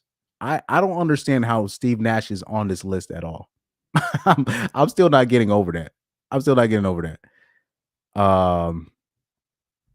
South Holland says the Ronaldo and Messi gap is too big. Well, I understand. Like and like I said, I already talked about, that a little bit earlier. I respect Ronaldo for writing his own destiny, because his destiny, like when Ronaldo first came in, he wasn't supposed to be better than Figo. That was not even like hit when Ronaldo came in, he wasn't even supposed to be better than Figo, but he literally raised his ceiling to the historic greats when he's being compared to Pele or Maradona or Zidane. Like that in and of itself is a huge accomplishment. When he's getting compared to the Brazilian Ronaldo, like that in and of itself is a great accomplishment that I got respect for him. But he's not better than Messi. No disrespect to CR7, but he's not better than Messi. And I'm not even like, trust me, anybody that knows me personally, I'm not a big Messi fanboy like that. Trust me, I'm people might actually be shocked. Like, when like I said, like South Holland, let me show you something, South. Let me show you something. This guy right here, Zinedine Zidane, is the best player I've ever seen. Period. I haven't seen anybody play football better than him. It's my opinion, and people will disagree with me, but I think Zinedine Zidane is the greatest soccer player I've ever seen. Like I remember I was working with this guy who's like a Messi hater, right? He's a Cristiano Ronaldo fanboy, and he was a Messi hater, and he was like, "Who do you think is the GOAT?" And I was like, Zidane. He's like, "Oh, you're the first person I ever heard say that." But like I said, because he's from the new school, and I'm still from the new school as well, but I still remember seeing Zidane play. I don't think I've ever seen anybody just play the game of football better than Zidane. That's why Zidane is the GOAT to me. Zidane is the greatest soccer player I've ever seen. Let me see. Yeah, that's what I'm about to say. I've never seen anybody control a game like Zinedine Zidane or Pirlo. Okay. Oh, Pirlo, that's another person. Very underrated. But Zidane, the way Zidane could just take control of a game, it was just like it's just another player that I really like growing up. I would watch their old, like I didn't watch this player live specifically, but I used to like watching their tapes. Michael Laudrup. I don't know if you know a Michael Laudrup. This is another player that people might not really know of. This guy right here. Let me see if I can bring him up. Michael Laudrup. Hopefully I'm saying his name right. This guy was a great passer of the ball, a great dribbler.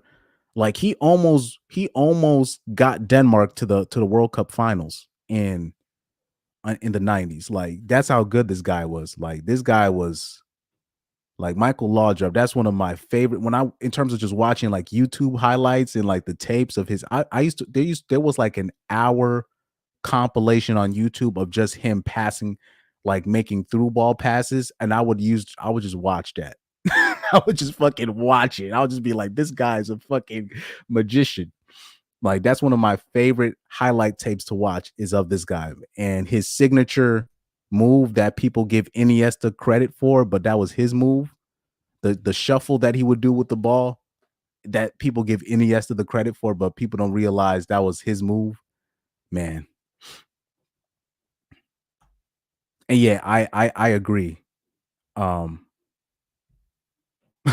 Pyro said he's that good. Yeah, Michael Laudrup.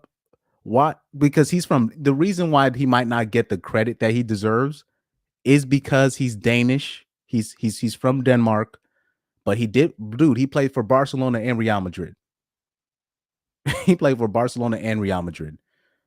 If you guys get like I said, let me see if I can search up something. Michael Laudrup skills. I don't know what's the best skill highlight tape that I could bring up, But I don't know what's the best. I don't know. Yeah, you might have to watch it from this guy's channel right here. This guy Rom7000. This guy right here, he puts up some good tapes. But Laudrup, to me, that is one of the best playmakers of all time. You know what I mean? His through, like, and I'll just say the passes.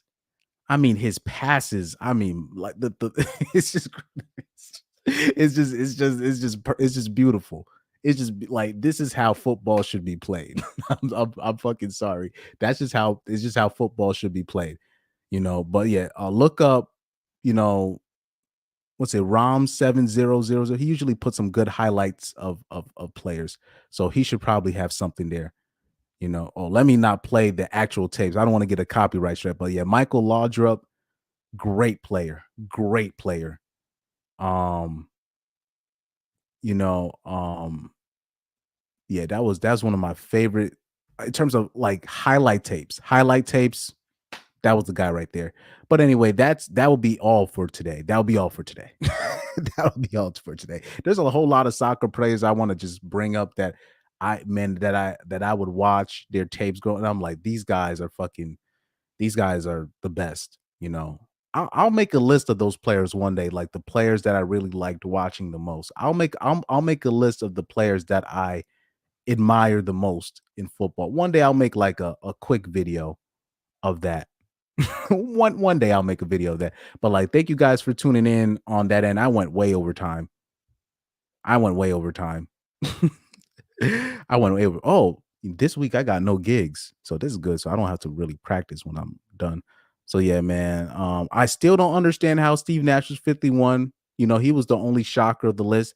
And like I said, I don't think the women and men need to have their own separate lists outside of Simone Biles. I'll give an exception to Simone Biles, but you know, and Serena Williams, you know, legacy wise for Serena Williams, I'll give her a pass. But yeah, that's probably my only qualms of this. I believe Floyd Mayweather should be way higher.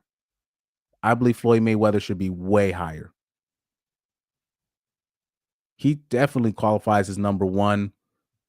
You know, I don't think. Yeah, what did Doka said it best. There should be no QB in the 2000s that should be top 25 as an athlete.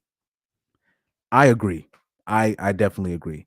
But we'll just leave it off at that. But thank you guys for tuning in, man. You guys participated big time on this one. Man. Oh yeah, and I kind of went off on a tangent with the Pistons and the MJ thing.